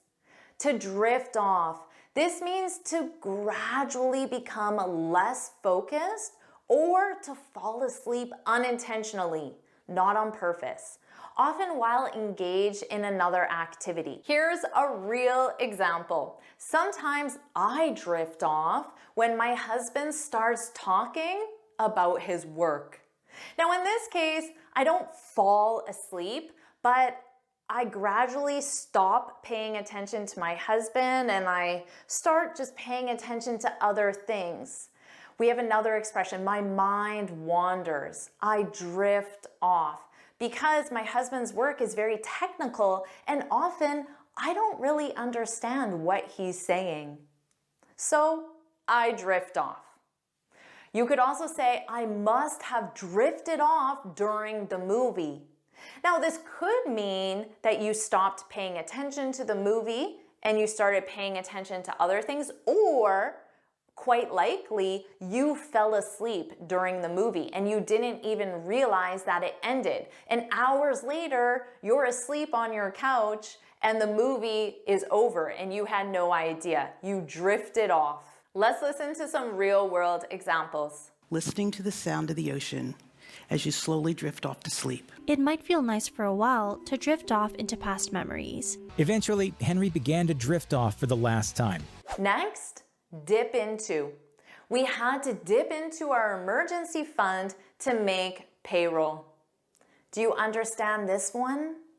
To dip into, this means to spend a portion of a reserve or saving, often temporarily. So you have this reserve or saving, and if you dip into it, you take a portion, some of that money out. So this is used specifically with spending money. For example, the company had to dip into its emergency fund, so take a portion of that fund to cover the unexpected expenses. Or we had to dip into our savings to cover the cost of the car repair. Let's listen to some real-world examples. The House had initially proposed a $2,700 payout, but couldn't muster the votes required to dip into savings to pay for it. But there are other proposals to dip into it, one for a school loan construction fund. And therefore, I don't need to dip into my savings. Our next phrasal verb, pick up. I pick up a lot of English expressions by watching TV. Do you know what this means? In this context, pick up means to learn something informally or casually, often through exposure rather than instruction. So right now, you're not picking up these phrasal verbs. I'm teaching them to you. This is formal instruction. But if you're watching a TV show and you hear the speaker say a phrasal verb in speech and you learn the meaning of that phrasal verb from that TV show, you just picked up that phrasal verb, which is a great way to learn. Or maybe you have a great skill, you know how to code, and someone asks you, did you take coding classes? And you say, no, I just picked it up over the years. So you were exposed to coding and you just learned it gradually from being exposed to it. You didn't take formal classes or have formal instruction. Let's listen to some real-world examples. Turning to LinkedIn Learning more than ever to pick up new skills. Find people with similar hobbies and pick up new interests. It's not uncommon for humans to pick up new accents. How about this phrasal verb, shake off? If you make a mistake, just shake it off. Do you know this one? If you're a Taylor Swift fan, you probably do. Shake off. This means to get rid of something such as a problem or mistake and move on from it. So you can imagine the problem is right here and you just shake it off, shake it off. This is commonly used in sports. The coach might say to the team, we're down 3 points, which means we're losing by 3 points. We're down 3 points. We need to shake it off and play better than ever. So this means not let the fact that we're losing affect us. We need to forget about it and play better than ever. Or you could say, I know I made a few grammar mistakes during my spoken exam, but I just shook them off and I passed, which is a great reminder that you can make mistakes and still pull it off, still be successful. And they shake off criticism with a flip of the wig.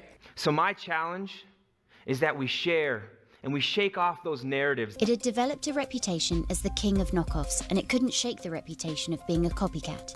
So how did you do with that quiz? Share your score in the comments now. To end this masterclass, here are 23 phrasal verbs I use every day. First, let's talk about to call someone out. This means to confront or criticize someone, often publicly, for their actions or behaviors.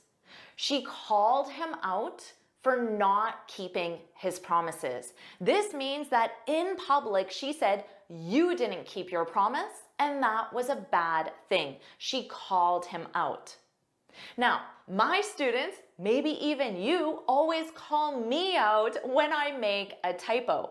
They publicly say, Jennifer, you spelled that wrong. Jennifer, this isn't correct. But that's okay. I don't mind. Bert's calling me out? Oh, apparently. Called him out loudly. It's interesting to hear them call us out on that. Now let's compare this to call out to someone. This means to shout or raise your voice to get someone's attention. Hey John, hey Mary. He called out to his friend across the street. He did this to get her or his attention. So now let's compare these. He called out his friend. This is grammatically correct. It means to publicly criticize. He called out to his friend. This is grammatically correct. It means he shouted to get his friend's attention. Hey John, I know this is very confusing, so you'll want to review it. I provide everything in a free lesson PDF. You can find the link in the description. Now let's talk about jump in. When you jump in, it means you enter a conversation or a situation. So I could say to you, if we were in a class or a meeting, a live lesson, feel free to jump in with any ideas. I'm inviting you to stop me in the middle of my presentation to share your ideas. Or maybe managers are talking and say, it's nice to see Sarah jumping in at meetings. They're saying it's nice to see Sarah participating, sharing her ideas more actively, maybe because she feels confident speaking in English. I'm going to jump in, so I want to make sure I get this one in and lighten it up just a minute. Please feel free to jump in at any point. Now, just like my examples show, this is generally used in a positive way. And that's important because let's compare that to butt in. Butt in. This means to interrupt or intrude into a conversation in a negative way. He kept butting in while I was presenting.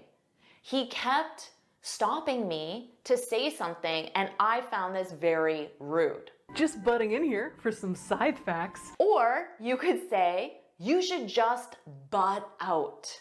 Butt out. It's none of your business. So notice here, I changed butt in to butt out. This means you should stop intruding in something that doesn't concern you. Butt out, Klaus. So let's review. Jump or butt into a conversation, discussion, meeting, or situation. Notice you need into as one word if you specify the noun, a conversation. And butt out of a conversation, discussion, meeting, or situation. So remember the meaning and that structure. Next, let's talk about to come up with. This means to think of or create something, such as an idea, plan, or solution. They came up with a new marketing strategy they thought of, they created. Because Louis Pasteur came up with his technique for sterilizing milk in 1865. I spend time every day coming up with new lessons for you. I think about ideas, I write them down, I brainstorm for you. What'd you come up with? So now let's change the preposition and talk about to come out with. This means to introduce or release something new, usually a product or service. The way we communicate changed when Apple came out with the iPhone. If we were sitting down having this interview the day that Apple came out with the iPhone, you'd be asking me, really? They're going to compete with Motorola? Electric typewriters then came out with self-contained correction ribbons so that you could make corrections right there on the machine as you typed. Let's compare these together. Engineers at Apple came up with the idea of a smartphone in 2005. I don't know if that date is accurate. This means they thought of the idea. What if we had a phone? Now, Apple came out with the iPhone in 2007. That date is correct. This means they released the idea to the public as a product, the product being the iPhone. You could buy the iPhone. Let's review to back out of something. This means to decide not to do something you had previously agreed to. She backed out of the deal at the last minute. Why are you backing out? Or you said you were going to finish the English course. Don't back out now. Don't even think about backing out, man. Let's compare this to back something up. This means to make a copy of data to prevent loss, something you should do. For years, my husband told me I should back up my computer, but I didn't listen. Didn't you back it up in your computer? But now that I use Google Docs, my files are automatically backed up. A copy of my files are saved in a secure location. So always back up your computer and don't back out of things you said you were going to do. Where do you back up your data? To catch on to something. This is when you begin to understand or realize something. It took him a while, but he finally caught on to the joke. Now, you don't have to include the something if context is obvious. You could say, it took him a while, but he finally caught on, if you're talking about a joke and the context is obvious. But she caught on pretty fast. But either way, people caught on to coffee's advantages and began making tea from its leaves. So let's talk about catch up to someone. This means to reach the same level or pace as someone else. She's driving too fast. We'll never catch up. You can say we'll never catch up or catch up to her. If you specify the someone, you need the preposition to. Hurry! They're catching up! Now let's look at this sentence. I need to catch up on my work so I can catch up to my coworker. When you catch up on something, it means you do the tasks that you missed or were not previously completed. With students able to catch up on work over a coffee in the new cafe. Let's talk about to get across. This means to successfully communicate or convey an idea to others. He tried to get his point across, to get something across, his point across in the meeting. That'll get our point across, right? Or, I'm not sure what you're trying to get across. Ooh, maybe you need to say it a different way. Anyways, the point that I'm trying to get across is that social media has made everything just that much more accessible. Number 12, I love this one, to cheer on. This is when you encourage or support someone, often vocally. Let's go, woohoo, you can do it. The fans cheered on their team. And I could say to you, if you leave a comment, that is your way of supporting me vocally. So I could say, thank you for cheering me on. I couldn't have done it without your support. Who cheered us on and picked us up when we stumbled. Someone will be there to cheer us on and pick us up if we fall. Let's compare this to cheer up. This means to help someone feel happier or to become happier oneself. I brought him a coffee to cheer him up. Cheer up. They try with considerable vigor to cheer us up. Or let's combine these. The fact that you came to cheer me on, let's go Jennifer, that really cheered me up, made me happier. Number 14, carry on. Most students know this. This means to continue with an activity or task despite challenges. She decided to carry on with her studies despite the difficulties. Carry on. Let's compare this to carry out. This means to complete or perform an action plan or task. They carried out the experiment successfully. And we carried it out as a family. Let's combine these. Let's carry on with the experiments. Notice you need with when you specify the something. Let's carry on with the experiments. Have you carried out? Have you conducted the first test? So remember, you carry on with something and you carry something out. Number 16, to look into something. This means to investigate or examine something in detail. The company is looking into the issue. I'll look into it. Let's compare this to look over something. This means to review or examine something briefly or casually. She looked over the document before signing. Look over this contract. Let's combine these together. I looked into, I investigated, I looked into the company, and I didn't find any red flags. Red flags are potential risks or problems. I didn't find any red flags. I still need to look over, review the contract. Let's review to check in with someone. This means to communicate with someone to see how they're doing or if they need assistance. He checked in with his supervisor before leaving for the day. So how could he do this? Well, he would go up to his supervisor and say, "Do you need anything before I leave?" Thanks for checking in, though. Now let's compare this to check up on someone. This is when you monitor or observe someone's progress, condition, or behavior to ensure all is well. My dad had an accident, so I check up on him. I observe him and monitor him every day. Would it kill him to check up on us? Sometimes to check up on someone is seen as a negative because it suggests that you don't trust someone's abilities. So you often hear people complain and say, "Oh, my boss checks up on me every 5 minutes," suggesting your boss doesn't trust your abilities and needs to monitor you closely. Are you checking up on me? Number 20, hang out. You should know this one. This means to spend time with someone socially in a casual way.